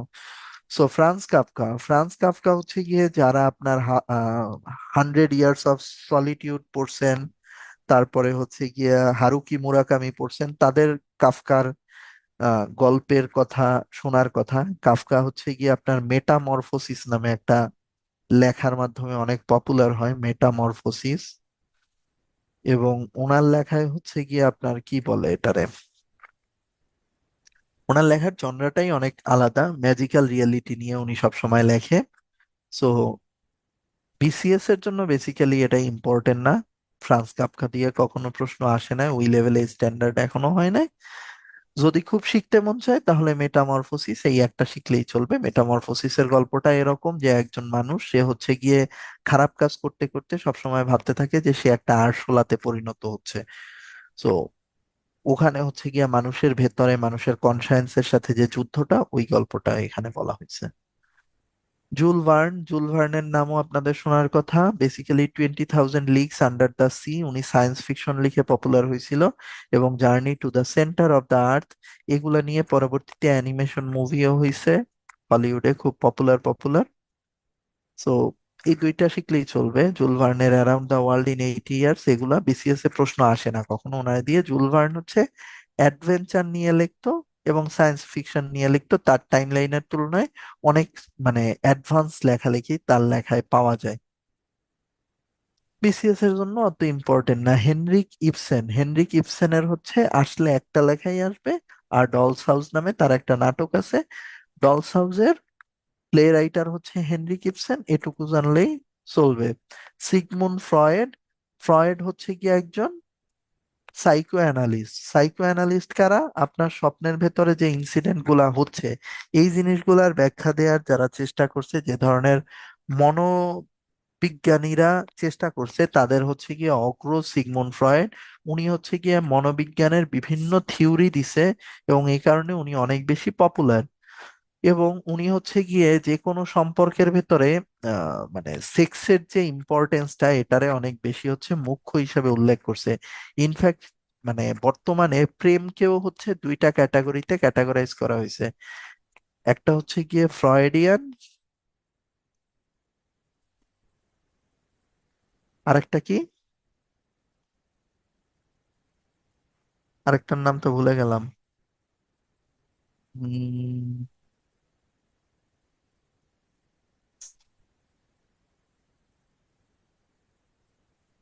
প্লেটোনিক। অর্থাৎ প্লেটো ভালোবাসার যে বর্ণনা দিছে, যে মানব মানবী হচ্ছে গিয়ে তাদের মনকে ভালোবাসবে, তাদের বৈশিষ্ট্যকে ভালোবাসবে। আহ ধরেন আপনার সামনে থেকে একটা মেয়ে চলে গেল, তারে দেখেও আপনার যে আত্মিক শান্তিটা তৈরি হচ্ছে। অর্থাৎ ওই যে ছোটবেলা আমরা যে ধরনের মানে লাইফের প্রথম যখন প্রেমে পড়ছি, তখন যে ধরনের উপলব্ধিগুলো আমাদের মনে আসতো, মনে হয়তো আমি সারা জীবন এই মেয়েটারে দেখবো, তাতেই আমি ভালো আছি। এরকম যে ভালোবাসাটা, যেটারে হচ্ছে কি অনেক বেশি পরিশুদ্ধ ভালোবাসা বলা হয় মানে অনেকের কাছে, এটা হচ্ছে গিয়ে প্লেটোনিক লাভ। অন্যদিকে ফ্রয়েডিয়ান লাভ কি? ফ্রয়েডিয়ান লাভ হচ্ছে গিয়ে আপনার সাথে কারো দেখা গেছে একটা সম্পর্ক তৈরি হয়েছে, এখন মাথায় ঘুরতেছে কখন সেক্স করবেন। এই যে সেক্সের ডিজায়ারটা দিয়ে যে কোনো জিনিসকে মানে এক্সপ্লেইন করা, এটাই হচ্ছে গিয়ে ফ্রয়েডের মনোবিজ্ঞানের একটা প্রধানতম মানে অংশ। এজন্য অনেকে তারে দেখা গেছে স্যাডিস্টিক রাইটারও বলে। তো ওনার বিখ্যাত যে থিওরিজ গুলা, সেই থিওরিজ গুলা আছে 3 essays on the theory of সেক্সুয়ালিটিতে। আর স্বপ্নের যে বর্ণনাগুলা, ওগুলা পাবেন হচ্ছে দ্য ইন্টারপ্রিটেশন অফ ড্রিমসে। ওনারে নিয়ে বিসিএস এ প্রশ্ন আসার সম্ভাবনা 0%।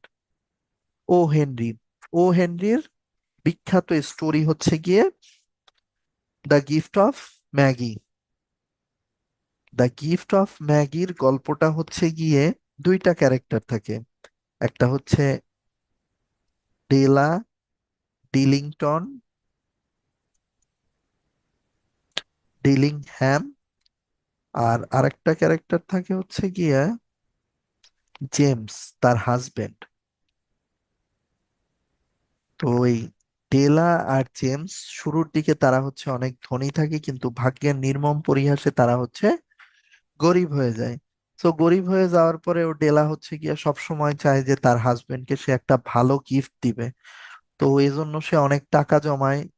মানে ইসে আপনার যে খ্রিস্টানদের যে থাকে, কি বলে ওইটারে, 26 ডিসেম্বর ওরা জানি কি সেলিব্রেট করে, নিউ ইয়ারের আগে একটা কি জানি করে সেলিব্রেট, ওই যে ওরা ক্রিসমাস, রাইট, ক্রিসমাস।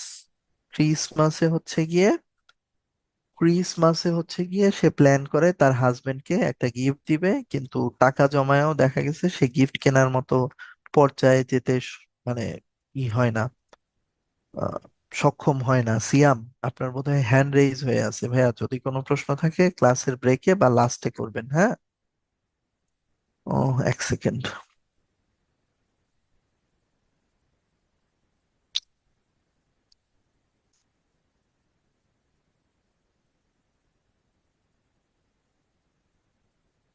আচ্ছা আচ্ছা, ঠিক আছে ভাই, এক সেকেন্ড, আমার ইটা ডিস্টার্ব দিচ্ছে, এক সেকেন্ড। যাই হোক, সো যখন সে টাকা জমায়ও হচ্ছে গিফট কেনার মতো সক্ষমতা অর্জন করতে পারে না, তখন হচ্ছে তার খুব সুন্দর চুল থাকে। সো সে হচ্ছে গিয়ে তার চুলগুলো একজনের কনভিন্স করে তার কাছে বিক্রি করে, এবং ওখান থেকে সে যে টাকাটা পায় ওইটা দিয়ে হচ্ছে গিয়ে সে একটা জেমসের খুব সুন্দর একটা ঘড়ি থাকে, ওই ঘড়ির জন্য দেখা গেছে সে একটা চেইন কিনে। ঠিক আছে, একটা চেইন কিনে, ওটারে বলে ফব চেইন। ওই চেইনটা কেনে যে ওইটা হচ্ছে জেমস তার ঘড়িতে ব্যবহার করবে। তো অন্যদিকে হচ্ছে জেমসেরও খুব ভালোবাসা থাকে ডেলার প্রতি, সেও প্ল্যান করে ক্রিসমাসে ডেলার জন্য হচ্ছে গিয়ে সে একটা গিফট নিবে। সো জেমসের আবার ডেলার চুল খুব পছন্দ থাকে, সে হচ্ছে গিয়ে তার ঘড়িটা বিক্রি করে ডেলার জন্য একটা চিরুনি কিনে নিয়ে আসে। সো কিনে নিয়ে আসার পরে তো দেখা গেছে দুজনই বিব্রতকর পরিস্থিতিতে। ডেলা হচ্ছে গিয়ে তার জন্য ঘড়ির চেইন কিনে নিয়ে আসছে, কিন্তু সে ঘড়িটাই বিক্রি করে দিছে। অন্যদিকে জেমসও দেখা গেছে তার জন্য কিনে নিয়ে আসছে, কি বলে আপনার কিনে নিয়ে আসছে, চিরুনি কিনে নিয়ে আসছে, কিন্তু সে তার চুল ছোট করে আসছে। সো পরবর্তীতে দুজনেই হচ্ছে গিয়ে এটা রিয়েলাইজ করতে পারে যে তারা কি মানে প্রত্যেকেই প্রত্যেককে অনেক ভালোবাসে। এবং ওখান থেকেই আসলে গল্পটার নাম বলা হয়েছে দ্য গিফট অফ ম্যাগি, কারণ ম্যাগি ক্যারেক্টারটা হচ্ছে গিয়ে জিউসকে গিফট দিয়েছিল এরকমের মানে একটা প্রসিদ্ধ ক্যারেক্টার ছিল হচ্ছে গিয়ে ম্যাগি। এবং বলা হয় জিউসের সব থেকে পছন্দের গিফট গুলা হচ্ছে গিয়ে ম্যাগির দেয়া। সো এখানে অ্যাকচুয়াল থিমটা হচ্ছে গিয়ে যে যিশু খ্রিস্ট যতখানি না ম্যাগির গিফটে সন্তুষ্ট হয়েছিল, তার থেকেও ভালো বা কি বলে ভালোবাসার গিফট হচ্ছে গিয়ে ডেলা জেমসকে দিয়েছিল এবং জেমস ডেলাকে দিয়েছিল। এটা বেসিক্যালি একটা ছোট গল্প, এবং এই ছোট গল্পটা হচ্ছে গিয়ে ও হেনরি, যার ডাকনাম হচ্ছে উইলিয়াম সিডনি পোর্টার। আহ, এই উইলিয়াম সিডনি পোর্টার হচ্ছে গিয়ে এই দ্য গিফট অফ ম্যাগি এই ছোট গল্পটা হচ্ছে ও হেনরি ছদ্মনামে প্রকাশ করেছিলেন। উইলিয়াম সিডনি পোর্টারের থেকে প্রশ্ন আসে, কি প্রশ্ন আসে? প্রথমত ও হেনরির অরিজিনাল নাম কি, এটা প্রশ্ন আসে। ও হেনরির অরিজিন থেকেও প্রশ্ন আসে, অর্থাৎ তিনি যে আমেরিকান এটাও ইম্পর্টেন্ট। আর দ্য গিফট অফ ম্যাগি কার লেখা, এই প্রশ্নটাও আসে। সো ও হেনরির দুইটা জিনিস পড়তে হবে, the gift of Maggi character গুলা শিখতে হবে, আর তার স্টোরি বুক ক্যাভেজ অ্যান্ড কিংস এটাও খুব বিখ্যাত, এখান থেকেও প্রশ্ন আসলেও আসতে পারে। ওকে, জন মিলিংটন সিঞ্জ, উনি আইরিশ নাট্যকার ছিল, এটুকু জানলেই চলবে। আর প্রশ্ন আসলে riders to the sea, riders to the sea কার লেখা নাটক, এটুকু জানলেই চলবে। জন মিলিংটন সিঞ্জ, অর্থাৎ ওনার একটা লেখা জানলেই চলবে, সবগুলা প্রয়োজন নাই। বার্ট্রান্ড রাসেল, উনি হচ্ছে গিয়ে একদিকে বিখ্যাত ম্যাথমেটিশিয়ান ছিল, আরেকদিকে বিখ্যাত ফিলোসফার ছিল। ইনফ্যাক্ট ম্যাথের প্রবাবিলিটির কিছু শাখা হচ্ছে বার্ট্রান্ড রাসেলের গবেষণার মাধ্যমে উন্মুক্ত হয়। সো ওনার ফিলোসফির কন্ট্রিবিউশন গুলাও আছে এখানে। হিস্ট্রি অফ ওয়েস্টার্ন ফিলোসফি ওনার খুব বিখ্যাত একটা বই, যেখানে হচ্ছে গিয়ে কি বলে আপনারা যারা হচ্ছে গিয়ে সোফিজ ওয়ার্ল্ড পড়ছেন, সোফির জগৎ পড়ছেন, তারাও এটার একটা মানে কি বলে প্রাইমারি কনসেপ্ট পাইছেন যে ওয়েস্টার্ন ফিলোসফি কিভাবে এস্টাবলিশ হয়েছে। ওই জিনিসটারই হচ্ছে গিয়ে অ্যাডাল্ট ভার্সনটা বার্ট্রান্ড রাসেলের লেখা। ওনার লেখা খুবই কাঠখোট্টা, যাদের বই পড়ার অভ্যাস আছে তারা হয়তো বা ট্রাই করে দেখতে পারেন। আমি পড়া ট্রাই করছিলাম, আমার খুবই কঠিন মনে হয়েছে ওনার লেখার ভাষা। যাই হোক, আর আরেকটা বড় বৈশিষ্ট্য হচ্ছে বার্ট্রান্ড রাসেলের, যে বার্ট্রান্ড রাসেল হচ্ছে গিয়ে যে কোনো থিওরিকে সবসময় ওয়েলকাম করছে। উনি কোনো কিছু নিয়েই লাইফে হচ্ছে গিয়ে অনেক বেশি রেস্ট্রিক্টেড ছিলেন না, অনেক বেশি রিজিড ছিলেন না। যে কোনো থিওরি উনি ওয়েলকাম করছে, এবং ওনার একটা বিখ্যাত কোটেশন আছে যে থিওরি মানে যে কোনো থিওরিকে হচ্ছে গিয়ে অ্যাকসেপ্ট যখন আমি করতে পারবো না, তখনই আমার মনে হবে যে আমি হচ্ছে গিয়ে হেডনিস্ট হয়ে গেছি। আহ, এখানে দেখেন ওনার কিছু বিখ্যাত কোটেশন আছে: there are two motives for reading a book, one that you enjoy it, the other you can boast about it. একটা বই পড়ার দুইটা উদ্দেশ্য হতে পারে, এক হচ্ছে গিয়ে আপনি বইটা পড়ে আনন্দ পাবেন, আর একটা হচ্ছে গিয়ে বই পড়ে আপনি গর্ব করবেন বা মানুষকে দেখাবেন যে আপনি এই বইটা পড়ছেন। Do not fear to be eccentric in opinion, মতবাদ দেওয়ার ক্ষেত্রে উদ্ভট মতবাদ দিতে কখনো ঘাবড়াবেন না। কেন? কারণ এখন যেটা আপনার মনে হচ্ছে উদ্ভট, এক সময় সরি এখন যেটা মনে হচ্ছে আপনার অ্যাকসেপ্টেবল, এক সময় এটাও উদ্ভটই ছিল। যেমন প্রথম যখন দেখা গেছে অ্যারিস্টাকাস বলছে যে পৃথিবী সূর্যের চারদিকে ঘুরে, এটা কিন্তু দেখা গেছে তার সময়ের মানুষরা অ্যাকসেপ্ট করে নাই। গ্যালিলিওরে তো আপনার আগুনেই নিক্ষেপ করছে। Of all forms of caution, caution in love is perhaps the most fatal to true happiness.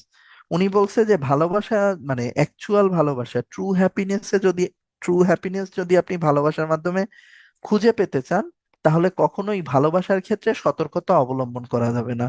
অর্থাৎ ভালোবাসা এত হিসাব নিকাশ করে না বাসতে উনি পরামর্শ দিছেন। শুনবেন কি শুনবেন না, it's up to you. Okay. Journey to the centre of the earth, এটা কার লেখা? একটা প্রশ্ন আসছে, অ্যান্সার করবেন।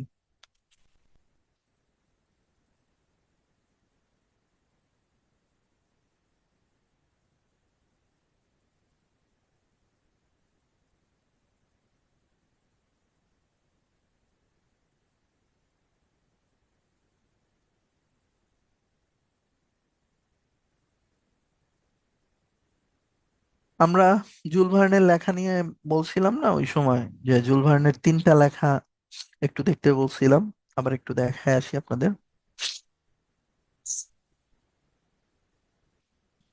এই যে, journey to the centre of the earth, 20,000 leagues under the sea, and around the world in 80 days.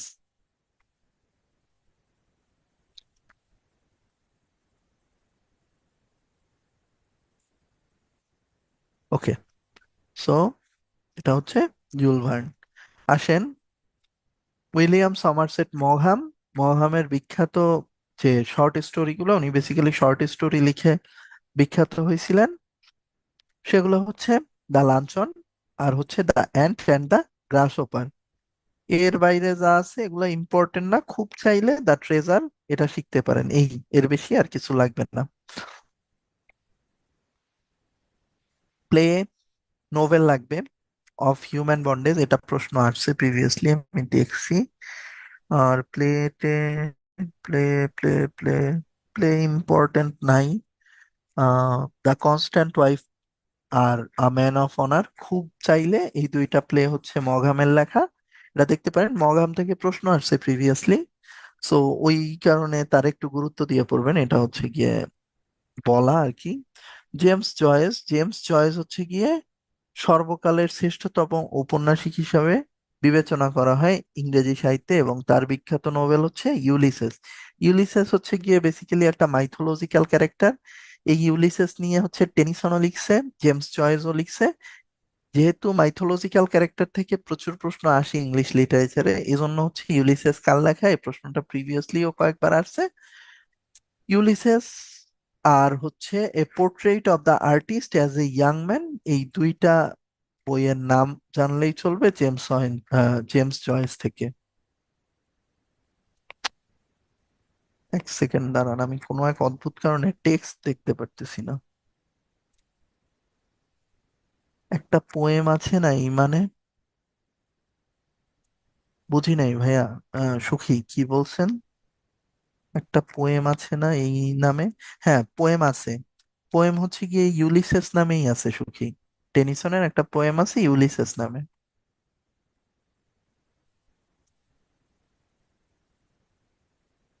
ভাইয়া যদি এই প্রশ্নটা আসে, তাহলে আপনাকে একটা অপশনই দেয়া হবে, কখনোই দুইটা অপশন দেয়া হবে না, ঠিক আছে? বাট এই একই নামের যাদের যেসব রাইটার আছে, সবগুলা রাইটারের নামটা মনে রাখার চেষ্টা করবেন। যেমন নাইটিঙ্গেল, নাইটিঙ্গেলও খুব কনফিউজিং কোশ্চেন, কারণ নাইটিঙ্গেল নামে তিনজন লিখছে। নাইটিঙ্গেল নামে লিখছে জন মিল্টন, তারপরে হচ্ছে আহ, ওই যে উইলিয়াম ওয়ার্ডসওয়ার্থের ফ্রেন্ড, কি নাম, কলেরিজ। তারপরে শেলির ফ্রেন্ড, ওর নাম কি, কিটস। এই তিনজনারই কিন্তু নাইটিঙ্গেল নাইটিঙ্গেল নামে লেখা আছে। সো আপনার যে কোনো একটা অপশন দেওয়া হবে, কখনোই তিনটা অপশন দেওয়া হবে না। ভার্জিনিয়া উলফের বিখ্যাত হচ্ছে novel the voice out, to the light house.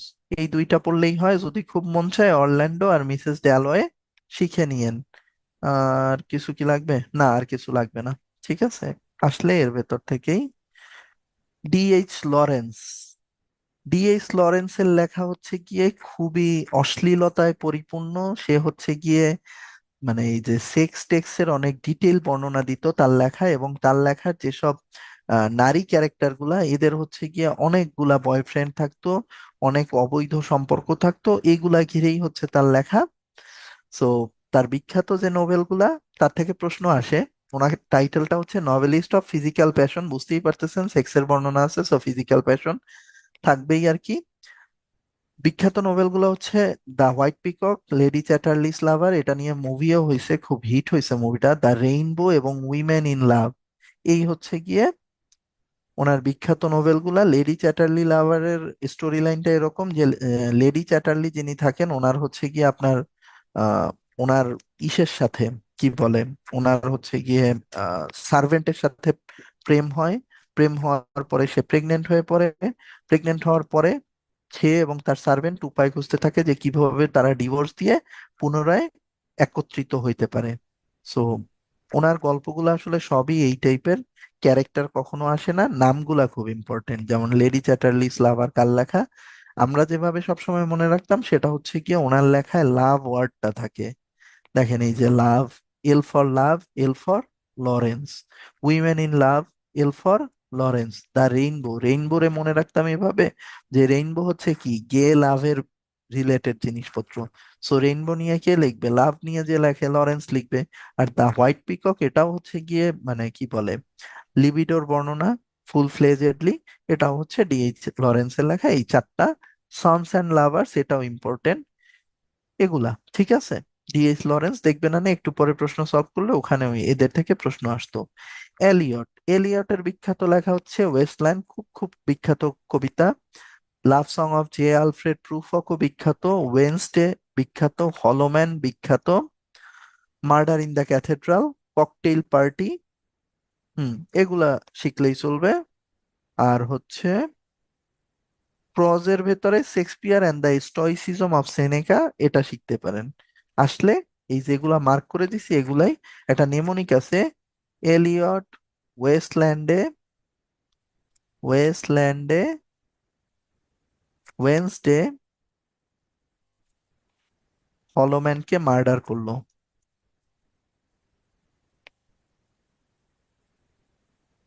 Murder করলো। এই নেমোনিকটা দিয়ে হচ্ছে এলিয়টের লেখা মনে রাখা যায়। ওয়েস্টল্যান্ড দিয়ে তার বিখ্যাত কবিতা ওয়েস্টল্যান্ড, ওয়েন্সডে হচ্ছে অ্যাশ ওয়েন্সডে, হলোম্যান দা হলোম্যান, আর কি আছে, মার্ডার হচ্ছে গিয়ে মার্ডার ইন দা ক্যাথেড্রাল। ঠিক আছে। হেমিংওয়ে, হেমিংওয়ে দিয়ে আসলে শুধুমাত্র উপন্যাসের নাম আসবে, ক্যারেক্টার আসে না। আচ্ছা মুভি থাকতে পারে মাহিয়ান, আমি আসলে দেখি নাই ভাইয়া, দেখে নিব নে, আপনি যেহেতু বলছেন। যদি ভালো হয় আসলে তাহলে বলেন আর কি। আর্নেস্ট হেমিংওয়ের হচ্ছে গিয়ে আসলে শুধুমাত্র নোবেল আসবে, ক্যারেক্টার আসে না। So the sun also rises, farewell to the arms, for whom the bell tolls এবং the old man and the sea, এটা প্রিভিয়াস ইয়ারের কোশ্চেন। সো এই চারটা উপন্যাস শিখলেই চলবে, নিচের গুলা ইম্পর্টেন্ট না, ইম্পর্টেন্ট না এগুলাই। ঠিক আছে, এই যেগুলা মার্ক করছি।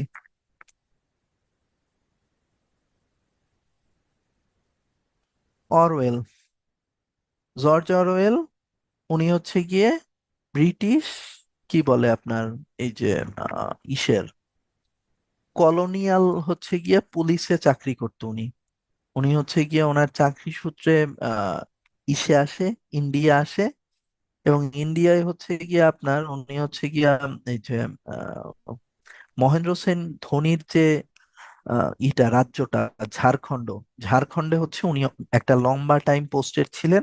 এবং ঝাড়খণ্ডে থাকাকালীন তিনি হচ্ছে অ্যানিমাল ফার্ম, এই নোবেলটা প্রকাশ করেন। এই নোবেলের অ্যাকচুয়াল স্টোরি লাইনটা এরকমের যে বিভিন্ন ক্যারেক্টারের মাধ্যমে, মানে বিভিন্ন অ্যানিমালিস্টিক ক্যারেক্টারের মাধ্যমে, অ্যানিমেশনের মাধ্যমে সে সোসাইটির যে সমাজ ব্যবস্থার যে ক্লাস প্রথাটা, ওই জিনিসটাকে উপস্থাপন করার চেষ্টা করছে, যেটার কারণে সে পরবর্তীতে হিউজ পপুলার হয়।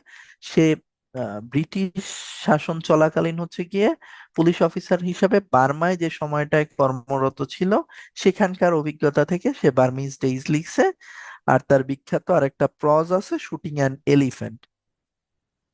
এই তিনটা জানলেই চলবে, অ্যানিমাল ফার্ম প্রশ্ন আসলে এই আসবে। বর্তমান সময়ের রেসপেক্টে তার বিখ্যাত আরেকটা উপন্যাস নিয়ে এটা নিয়ে প্রিভিয়াসলি প্রশ্ন আসছে। 1948 সালে তিনি একটা নোবেল লিখছিলেন, এটা তার মৃত্যুর আগে লেখা লাস্ট নোবেল, 1984। এই 1984টা বর্তমানে খুব পপুলার হয়েছে। এটা পপুলার হওয়ার পেছনে রাইটিস্টদের উত্থান, ডোনাল্ড ট্রাম্পের আমেরিকার প্রেসিডেন্ট হওয়া একটা বড় ভূমিকা পালন করছে। এই 1984-এর স্টোরি লাইনটা হচ্ছে গিয়ে ডিস্টোপিয়ান ওয়ার্ল্ডের ডিস্টোপিয়ান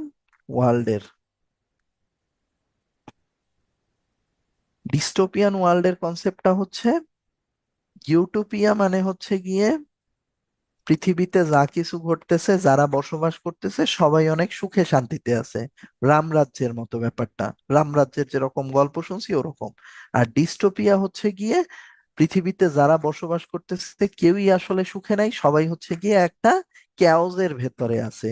এবং কেউই দেখা গেছে তার ডিসিশন নিজে নিতে পারতেছে না, প্রতিনিয়ত তাকে প্রভাবিত করা হচ্ছে এক শ্রেণীর মাধ্যমে, যেটারে হচ্ছে গিয়ে ডিপ স্টেট থিওরিও বলা হয়। ডিপ স্টেট থিওরি অর্থাৎ একটা দেশ সেটা আসলে সাধারণ মানুষের মাধ্যমে হচ্ছে গিয়ে ক্ষমতা অর্জিত হচ্ছে না। ইলেক্টেড যেসব লিডার্স আছে তাদের হাতে আসলে ক্ষমতা নাই, ক্ষমতা চলে গেছে গুটিকত কয়েকটা লোকের হাতে। 1948-এ ভাইয়া গ্রন্থটা সে রচনা করে, 1948-এ, কিন্তু সে হচ্ছে গিয়ে গ্রন্থটার নামকরণ করে 1984। ঠিক আছে। সো এই ডিপ স্টেট থিওরির ব্যাপারটা হচ্ছে গিয়ে, বিগ ব্রাদার নামে একটা সংঘ আছে।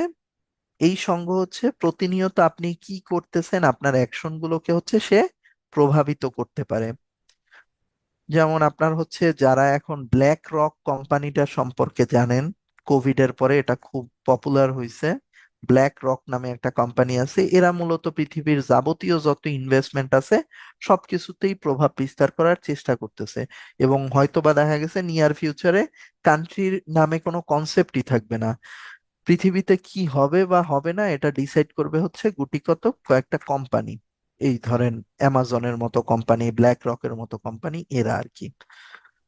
সো জর্জ অরওয়েল হচ্ছে গিয়ে এই যে ডিস্টোপিয়ার কনসেপ্টটা, এটা হচ্ছে সেই 1948-এই দিয়ে গেছিল। ওই কনসেপ্টটাই হচ্ছে রিসেন্ট টাইমে যেহেতু ওয়ার্ল্ডে এটা রিফ্লেকশন দেখা যাচ্ছে এজন্য খুব পপুলার হয়েছে আর কি। এডওয়ার্ড মর্গান ফোরস্টারের হচ্ছে বিখ্যাত novel a passage to India. A passage to ইন্ডিয়ার ক্যারেক্টার থেকে প্রিভিয়াসলি প্রশ্ন এসেছিল কি কি। একটা হচ্ছে গিয়ে মিস অ্যাডেলা একটা ক্যারেক্টার থাকে, আর একটা ক্যারেক্টার থাকে মিসেস মুর। এই ক্যারেক্টার দুইটা কোন নোভেলে আছে, এরকম একটা প্রশ্ন প্রিভিয়াস ইয়ারে আসছিল। তো এই মিসেস মুর আর অ্যাডেলা হচ্ছে গিয়ে ইন্ডিয়ায় আসে ঘুরতে ঘুরতে, হ্যাঁ ঘুরতে বলা যায়, মানে সেটেল হইতেই আসে আর কি। তো এই মিসেস মুরের একটা ছেলে থাকে, রনি করে নাম। এই রনি হচ্ছে গিয়ে আপনার থাকে ম্যাজিস্ট্রেট। ম্যাজিস্ট্রেট থাকে ওই যে ব্রিটিশ কিংডমের ম্যাজিস্ট্রেট থাকে আর কি, ইস্ট ইন্ডিয়া কোম্পানির। তো অ্যাডেলার সাথে রনির বিয়ে হওয়ার কথা থাকে। তো পরবর্তীতে ইন্ডিয়ায় আসার পরে এখানে একটা মুসলিম ক্যারেক্টার থাকে প্রভাবশালী আজিজ।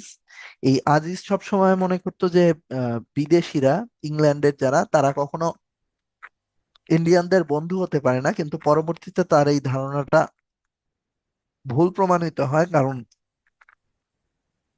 এই দুইজনের সাথেই, মিসেস অ্যাডেলা এবং মুর দুজনের সাথেই তার একটা বন্ধুত্বপূর্ণ সম্পর্ক তৈরি হয়।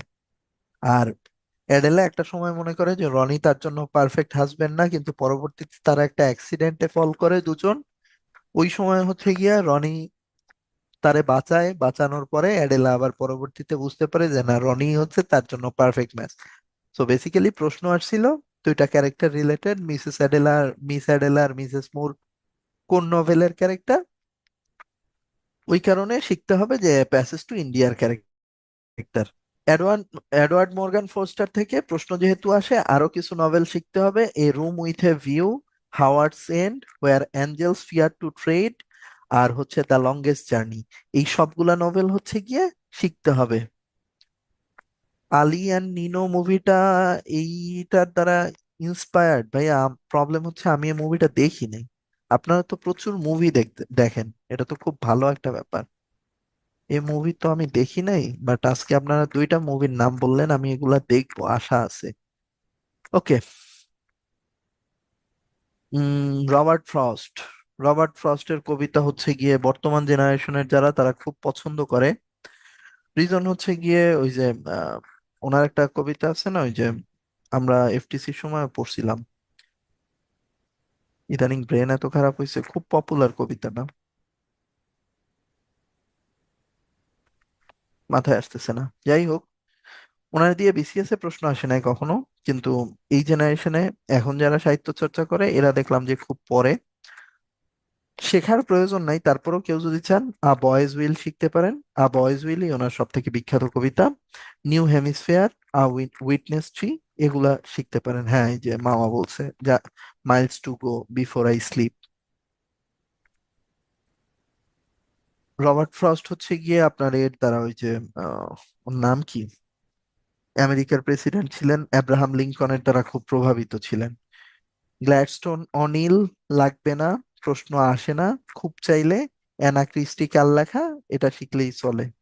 ঠিক আছে, আর লাগবে না। হ্যারি এইপ, হ্যারি এইপটাও শিখেন, হ্যারি এইপটা অন্য আর একটা রাইটারের লেখার সাথে ম্যাচ করবে। রেইনবো। রেইনবো কার কবিতা? কবিতা বলতেছি, কার নোবেল? ডিএইচ লরেন্সের, হ্যাঁ। প্রচুর সেক্সের বর্ণনা যার লেখায়, D H Lawrence. Okay. W H Auden. W H অডেনের the sea and the mirror লাগবে। In memory of W B Yeats, dance of death, এই তিনটা লাগবে অডেনের, যদি কেউ শিখতে চান আর কি। অনেক অডেন ইম্পর্টেন্ট, মোটামুটি শিখতে পারেন। পাবলো নেরুদা লাগবে না। পার্ল এস বাকের দ্য গুড আর্থ, খুব নামকরা একটা নভেল। দ্য গুড আর্থ চাইলে শিখতে পারেন, পার্ল এস বাক দ্য গুড আর্থ ইম্পর্টেন্ট আছে। আর্থার মিলারের একটাই লাগবে, ডেথ অফ এ সেলসম্যান, যদি কেউ শিখতে চান। এগুলা যাদের একটা একটা বলতেছি, এগুলো হচ্ছে যারা অনেক শিখতে চান তাদের জন্য, হ্যাঁ। Allen Ginsberg. অ্যালেন গিন্সবার্গের নাম আপনারা শুনে থাকবেন, উনি সেপ্টেম্বর অন যশোর রোড এটা লিখছেন। এগুলা যা আছে এগুলা ইম্পর্টেন্ট না। অ্যালেন গিন্সবার্গ, ওনার মানে এই সেপ্টেম্বর অন যশোর রোড এটুকু জানলেই চলে, এর বেশি লাগে না আর কি সাহিত্যের জন্য। Ezra pound. এজরা পাউন্ড থেকে প্রশ্ন আসে না একদমই, বাট উনি এই সময়ের জর্জিয়ান পিরিয়ডের খুব নামকরা একজন কবি ছিলেন। উসুরা ওনার খুব বিখ্যাত একটা কবি, কবিতা। আর কিছু কি আছে, দ্য স্পিরিট অফ রোমান্স শিখতে পারেন। লাগে না, তারপরও আর কি যদি চান শিখতে পারেন। উইলিয়াম ফকনার লাগবে না, লাগবে না। যা আছে, অ্যাবসোলেম শিখতে পারেন খুব যারা চাচ্ছেন। গ্রাহাম গ্রিন লাগবে না। আর কে নারায়ণ। আর কে নারায়ণ আলোচনা করছিলাম, স্বামী and friends, the bachelor of arts, এগুলাই। ঠিক আছে, আন্ডার দ্য ব্যানিয়ান ট্রি দেখতে পারেন। আর কে নারায়ণ হচ্ছে ইন্ডিয়ান বংশোদ্ভূত বিখ্যাত সাহিত্যিক। ঠিক আছে, ওনার সব থেকে বিখ্যাত পোয়েট্রি হচ্ছে স্বামী অ্যান্ড ফ্রেন্ডস। তাহমিনা আনাম, ওনার নাম শুনে থাকবেন, উনি হচ্ছে কি আপনার ডেইলি স্টারের যিনি সম্পাদক, মাহফুজ আনাম ওনার মেয়ে। ওনার বিখ্যাত রচনাগুলা হচ্ছে a golden age, a good Muslim, the good Muslim, আর the bones of grace. The good Muslim এর কারণে উনি বেসিক্যালি অনেক পপুলার হয়েছিল। যদিও এটা হচ্ছে কি আপনারা যখন রিটেন দিবেন তখন মহসিন নাজিলা সাহিত্য সমালোচনায় গুড মুসলিমটা পড়বেন। এটার স্টোরি লাইনটা অনেক বেশি ফ্যাব্রিকেটেড আর কি, এই কারণে অনেক বেশি সমালোচিত হয়েছিলেন উনি মুক্তিযোদ্ধার কন্টেম্পোরারি রাইটারদের মাধ্যমে, রাইটারদের কাছে আর কি। ঠিক আছে, বিসিএস এর জন্য ইম্পর্টেন্ট না, তারপরে যেহেতু বাংলাদেশি রাইটার, শিখতে পারেন। আর golden age, the good Muslim, এই দুইটা শিখলেই চলবে। অরুন্ধতী রয়, মানে কি বলবো আপনার, খুবই প্রভাবশালী বর্তমান সময়ে মানে ইন্ডিয়ান যেসব রাইটার আছে তাদের ভেতরে খুবই প্রভাবশালী, কট্টরবাদী আপনার কি বলে সমালোচক। বিজেপির সমালোচনা করে, রাহুল গান্ধীরে নিয়ে হাসাহাসি করে। তারপরে হচ্ছে গিয়ে ভারতের যে ক্লাস সিস্টেম, দেব দেবীদের ব্যবহার করে যে পলিটিক্স, রাম মন্দির নিয়ে অযোধ্যার যে পলিটিক্স, এই সব কিছু নিয়েই তিনি হচ্ছে গিয়ে প্রচুর লেখালেখি করছে। বহুতবার ডেথ থ্রেট পাইছে, কিন্তু উনি বুকার পুরস্কারও জিতছে।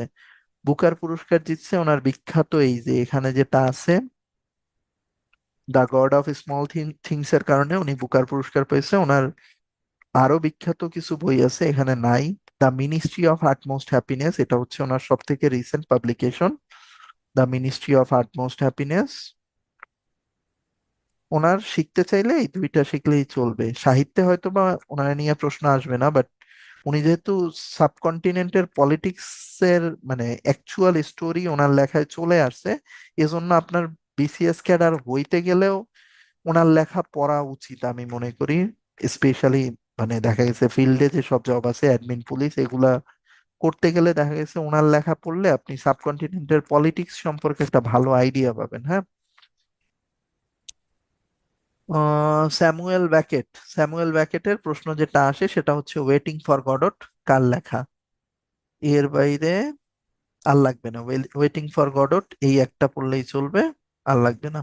Samuel bracket. আর কি আছে? সল বিলো সিজ দ্য ডে, সল বিলোর একটা লেখা আছে, এই যে দেখেন সিজ দ্য ডে, এই একটা লেখাই প্রশ্ন আসে, এছাড়া আর লাগবে না। ডরিস লেসলিং, লাগবে না, আসে না কখনোই প্রশ্ন। অনেকে আছেন অনেক শিখতে চান, তাদের জন্য the grass is singing. Harold Pinter, এর বিখ্যাত লেখা হচ্ছে দ্য বার্থডে পার্টি, এই একটাই প্রশ্ন আসলে, এই একটাই, আর লাগবে না। Toni Morrison, very very important, BCS এ টনি মরিসন থেকে প্রশ্ন আসে।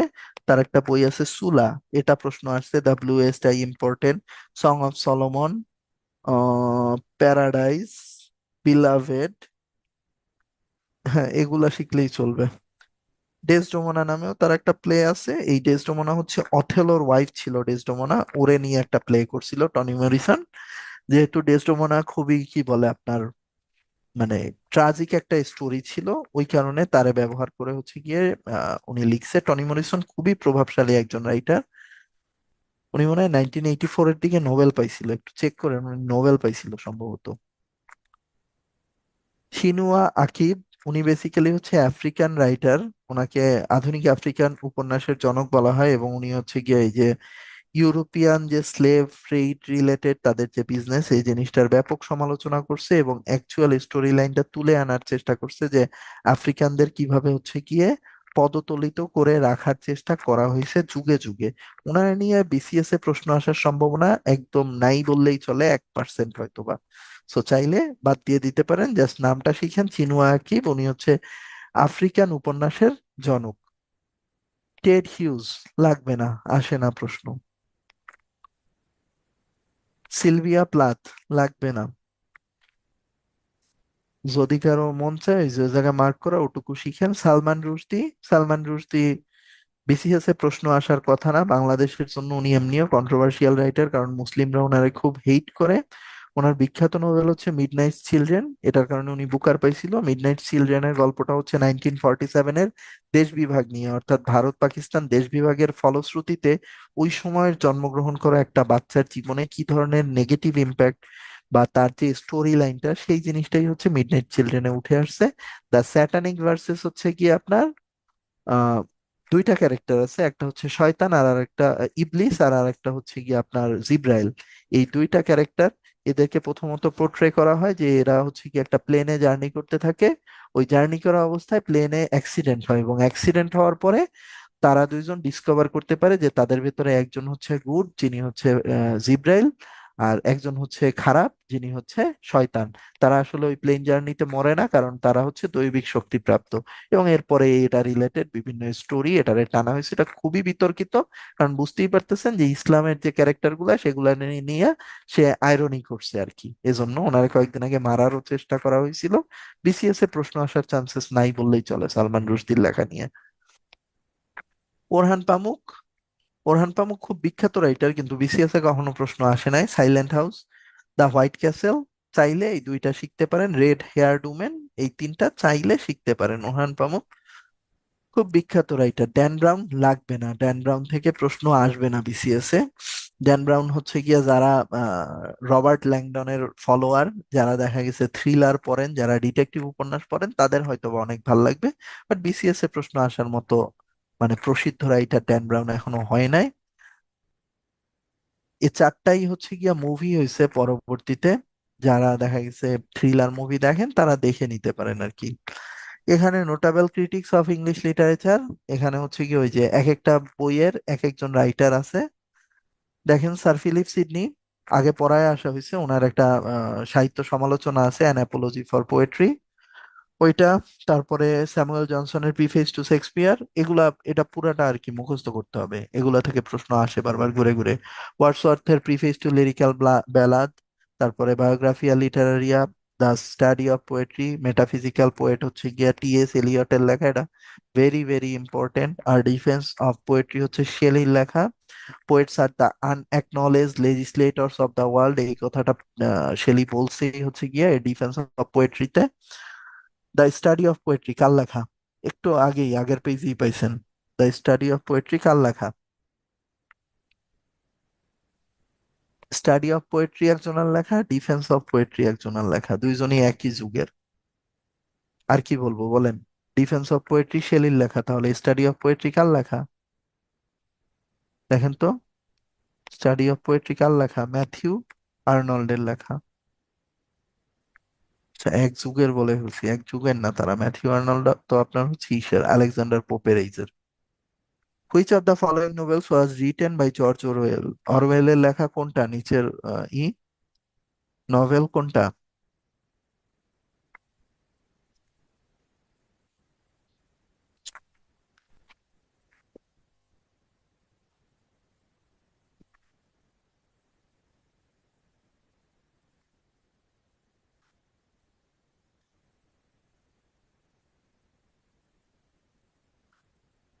হু wrote the short story the ant and the grasshopper? কার লেখা ant and the গ্রাসহপার?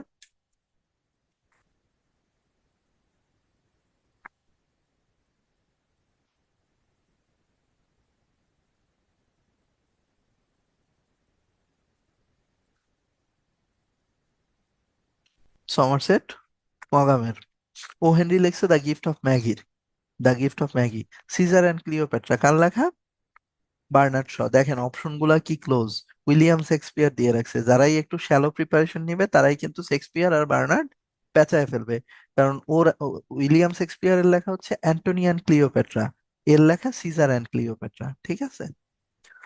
The poetic drama murder in the cathedral কার লেখা? এলিয়ট। ওয়েন্সডে ওয়েস্টল্যান্ডে ওয়েন্সডে হলোম্যানকে মার্ডার করলো, তাহলে এলিয়ট কই? টি.এস. এলিয়ট। এলিয়টের লেখা murder in the cathedral. All change utterly a terribly beauty is born, এটা কার কবিতা থেকে নেওয়া হয়েছে? এটা ডাব্লিউ.বি. ইয়েটস এর কবিতা থেকে লেখা নেওয়া হয়েছে। এবং এটা কোন পার্সপেক্টিভে বলা হয়েছিল? হেলেনের বিউটির পার্সপেক্টিভে বলা হয়েছিল। হেলেনের বিউটি নিয়ে কথা বললে কোন লেখা থেকে কথা বলতে পারে?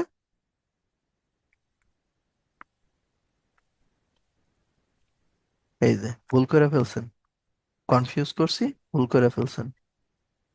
এটা হেলেনের বিউটি নিয়ে কথাটা বলে নাই। অল চেঞ্জ অ্যাটারলি আর টেরিবলি বিউটি ইজ বর্ন, এটা হচ্ছে ইস্টার 1916 থেকে লেখা, ঠিক আছে। নো সেকেন্ড ট্রাই, এটা কি ছিল? এটা পোয়েম ছিল। এই প্রশ্নটা মার্ক করে দিলাম, কারণ আমি যা বলছি এই জিনিসটা দিয়ে আবার দেখা গেছে কনফিউজ হয়ে যাবেন নো সেকেন্ড ট্রাই নিয়ে। নো সেকেন্ড ট্রাই এর থিম না এটা। All change utterly a terribly beauty is born, এটা ইস্টার 1916 এর থেকে এক্সট্রাক্ট করা। Okay, who is the author of the novel the god of small things? God of small things কার লেখা?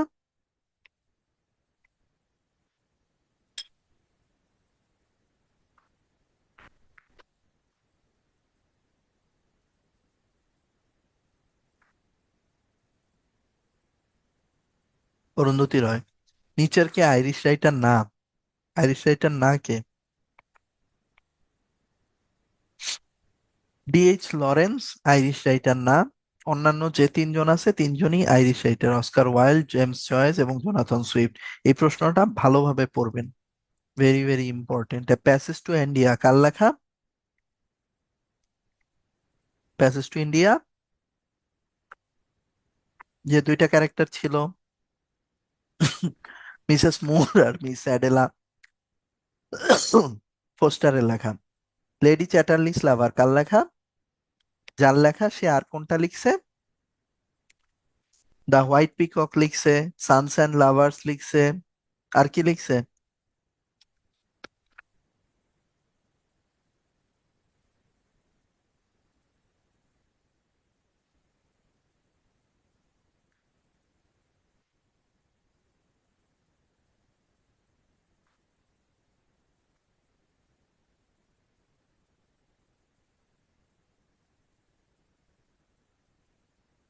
Birthday party কার লেখা? একটা লেখাই পড়তে বলছিলাম, হ্যারোল্ড পিন্টারের একটা লেখাই পড়েন, birthday party. Who is the author of the first scientific romance, the time machine? Time machine কার লেখা? এখানে অপশনগুলো ইজি ছিল। H.G. ওয়েল। অপশন দেখে বোঝা যাচ্ছে আর কি কে অ্যান্সার হইতে পারে। জুল ভার্ন দিলে আবার পেঁচায় ফেলতেন দেখতেন। Who is not a romantic poet? Romantic poet না কে?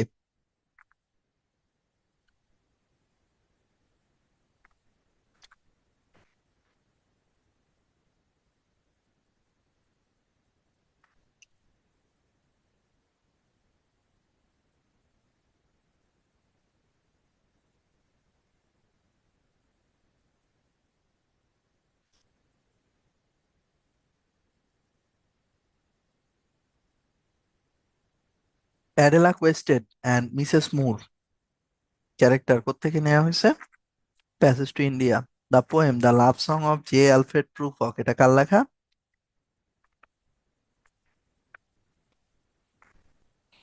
এলিয়ট। ইউলিসেস, এটা কার নোবেল?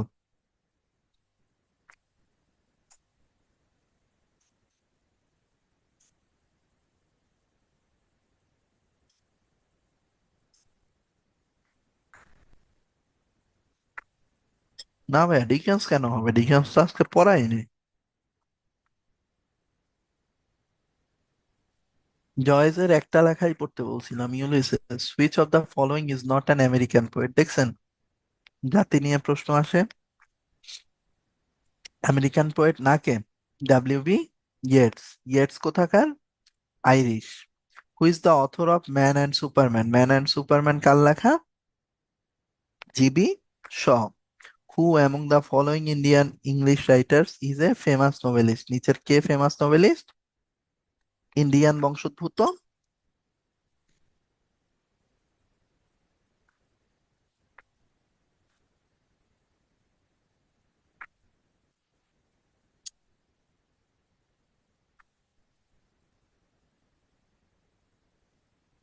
আর কে নারায়ণ।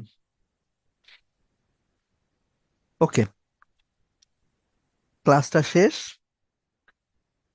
ইংলিশ লিটারেচারে খুব ভালো করতে চাইলে কি করব? অনেক কিছু পড়েছি বাট মনে রাখতে পারি না। আপনি কি ভাই আমার নোটটা পড়ছেন? আমি একটা ছোট একটা নোট শেয়ার করছি আপনাদের সাথে, এটা কি পড়ছেন? তাহলে আবির ওইটা একটু পড়ে নেন। হ্যাঁ, আমি নোটের লিঙ্কটা দিয়ে দিচ্ছি আপনাদের।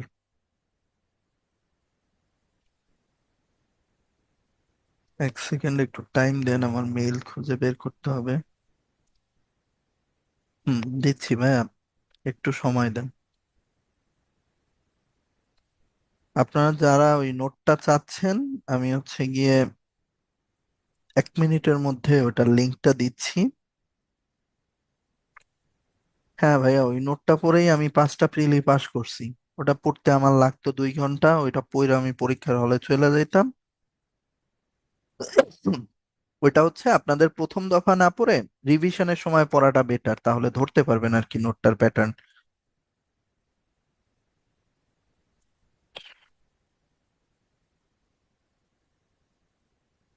খুবই সেরা আমার নোটটা। যাক, আপনার যদি কাজে লাগে তাহলেই আমার কষ্ট করে নোটটা শেয়ার করা বা বানানো দুইটাই আর কি সার্থক। ভাইয়া, আমাদের সাথে যিনি আছেন, সালাম ভাই, জি ভাইয়া ভাইয়া শুনতে বলেন। ভাইয়া ওই ইটা পোলটা লঞ্চ করে দেন, ইভ্যালুয়েশন রিলেটেড, ক্লাস শেষ।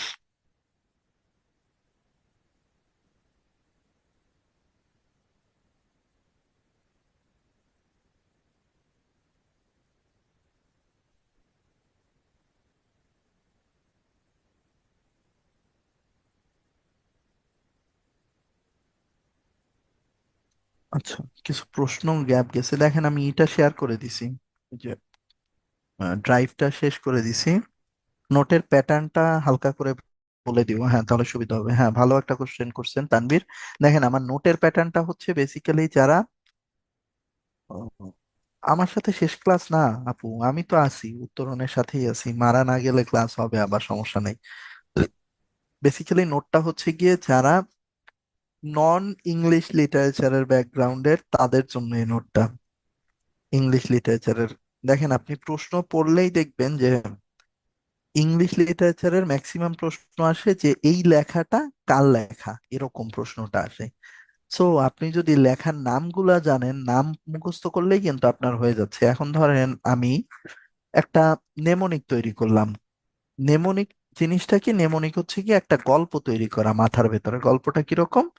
ধরেন একটা গল্প আছে, মাইকেল, মাইকেল হচ্ছে নায়ক, তার প্রিয়তমা লুসির সাথে দেখা করতে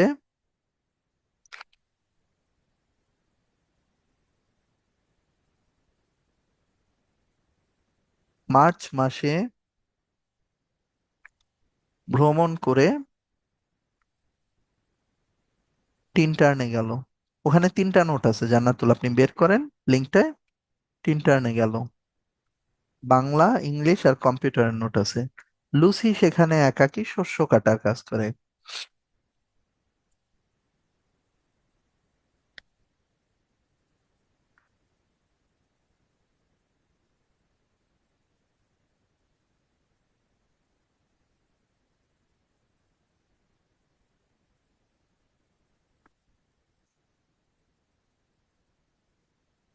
যাবার পথে মাইকেল কাকু ও ড্যাফোডিল দেখলো। দেখেন এটা কিন্তু একটা গল্প, একটা ছোট গল্প। ছোট গল্পটা কি, মাইকেল হলো নায়ক আর তার ডার্লিং হচ্ছে লুসি। সো লুসি হচ্ছে গিয়ে একটা জায়গায় শস্য কাটার চাকরি করে, অর্থাৎ কৃষক হিসাবে এক জায়গায় কাজ করে। মাইকেল হচ্ছে সেই তার প্রিয়তমার সাথে দেখা করতে মার্চ মাসে সেই জায়গাটায় গেল, জায়গাটার নাম হচ্ছে টিনটার্ন। এবং যাবার পথে সে যখন জার্নি করে যাচ্ছিল সে হচ্ছে গিয়ে কোকিল এবং ড্যাফোডিল দেখলো। এই হচ্ছে টোটাল গল্প। সো এই যদি নেমোনিকটা আপনি মনে রাখেন, তাহলে আপনি উইলিয়াম ওয়ার্ডসওয়ার্থের সব মানে বিখ্যাত যে কবিতা এবং নাটক আছে তা কিন্তু সব এখানে উঠে আসছে। কি কি? তার বিখ্যাত কবিতা হচ্ছে মাইকেল, তারপরে তার অসমাপ্ত আত্মজীবনী হচ্ছে প্রিলিউড। প্রিয়তমা দিয়ে মনে রাখতে পারেন, পি ফর প্রিয়তমা, প্রি ফর প্রিলিউড। লুসি তার আরেকটা বিখ্যাত কবিতা। দেখা করতে,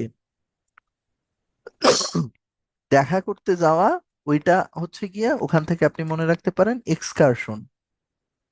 এক্সকারশন মানে হচ্ছে ভ্রমণ করতে যাওয়া, বা এখান থেকেও মনে রাখতে পারেন ভ্রমণ থেকেও। মার্চ থেকে মনে রাখতে পারেন তার বিখ্যাত একটা লেখা আছে written in March. Written in March. তারপরে হচ্ছে টিন টার্ন। টিন টার্ন হচ্ছে তার একটা কবিতা, টিন টার্ন অ্যাবে। তারপর লুসি সেখানে একাকী, একাকীর ইংলিশ হচ্ছে রেকলিউজ, তার একটা কবিতার নাম আছে রেকলিউজ। তারপরে শস্য কাটার, শস্য কাটার দিয়ে মনে রাখতে পারেন সলিটারি রিপার।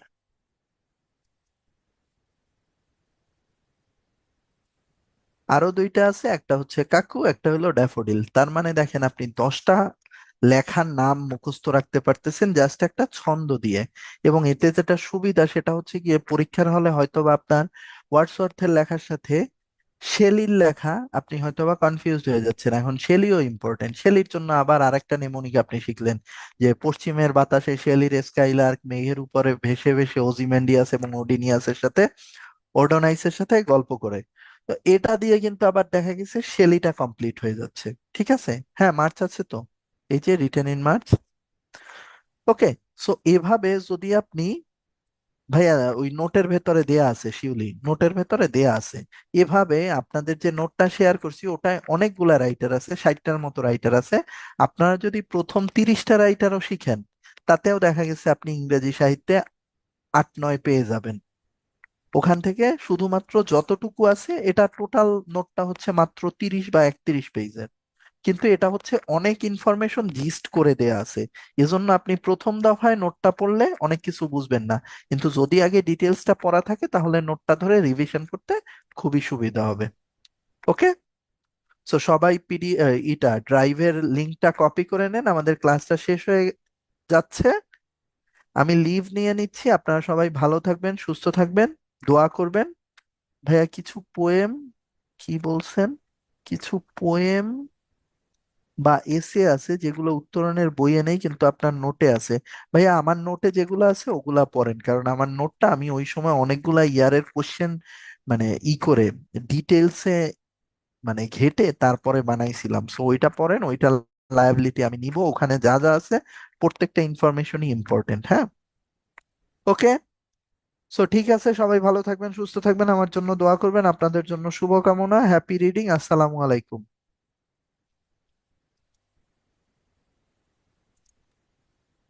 অসংখ্য ধন্যবাদ ভাইয়াকে সুন্দরভাবে ক্লাসটা শেষ করার জন্য। সেই সাথে স্টুডেন্ট ভাইয়াপুরা, আপনাদেরকে অসংখ্য ধন্যবাদ ক্লাসে অংশগ্রহণ করার জন্য। তো আজকের ক্লাসটা আমরা এখানে শেষ করি। আর আপনাদের যে কোশ্চেন গুলো ছিল উত্তরণ রিলেটেড, সেগুলো নিয়ে হচ্ছে আমরা তো বললামই যে বিবেচনা করব, যেটা আপনাদের জন্য ভালো হয় সেটাই করানো হবে ইনশাল্লাহ। তো ঠিক আছে, আজকের ক্লাসটা তাহলে আমরা এখানে শেষ করি। আবারও কথা হবে আপনাদের সাথে পরবর্তী ক্লাসে। সে পর্যন্ত সবাই ভালো থাকবেন, সুস্থ থাকবেন। আল্লাহ হাফেজ, আসসালামু আলাইকুম।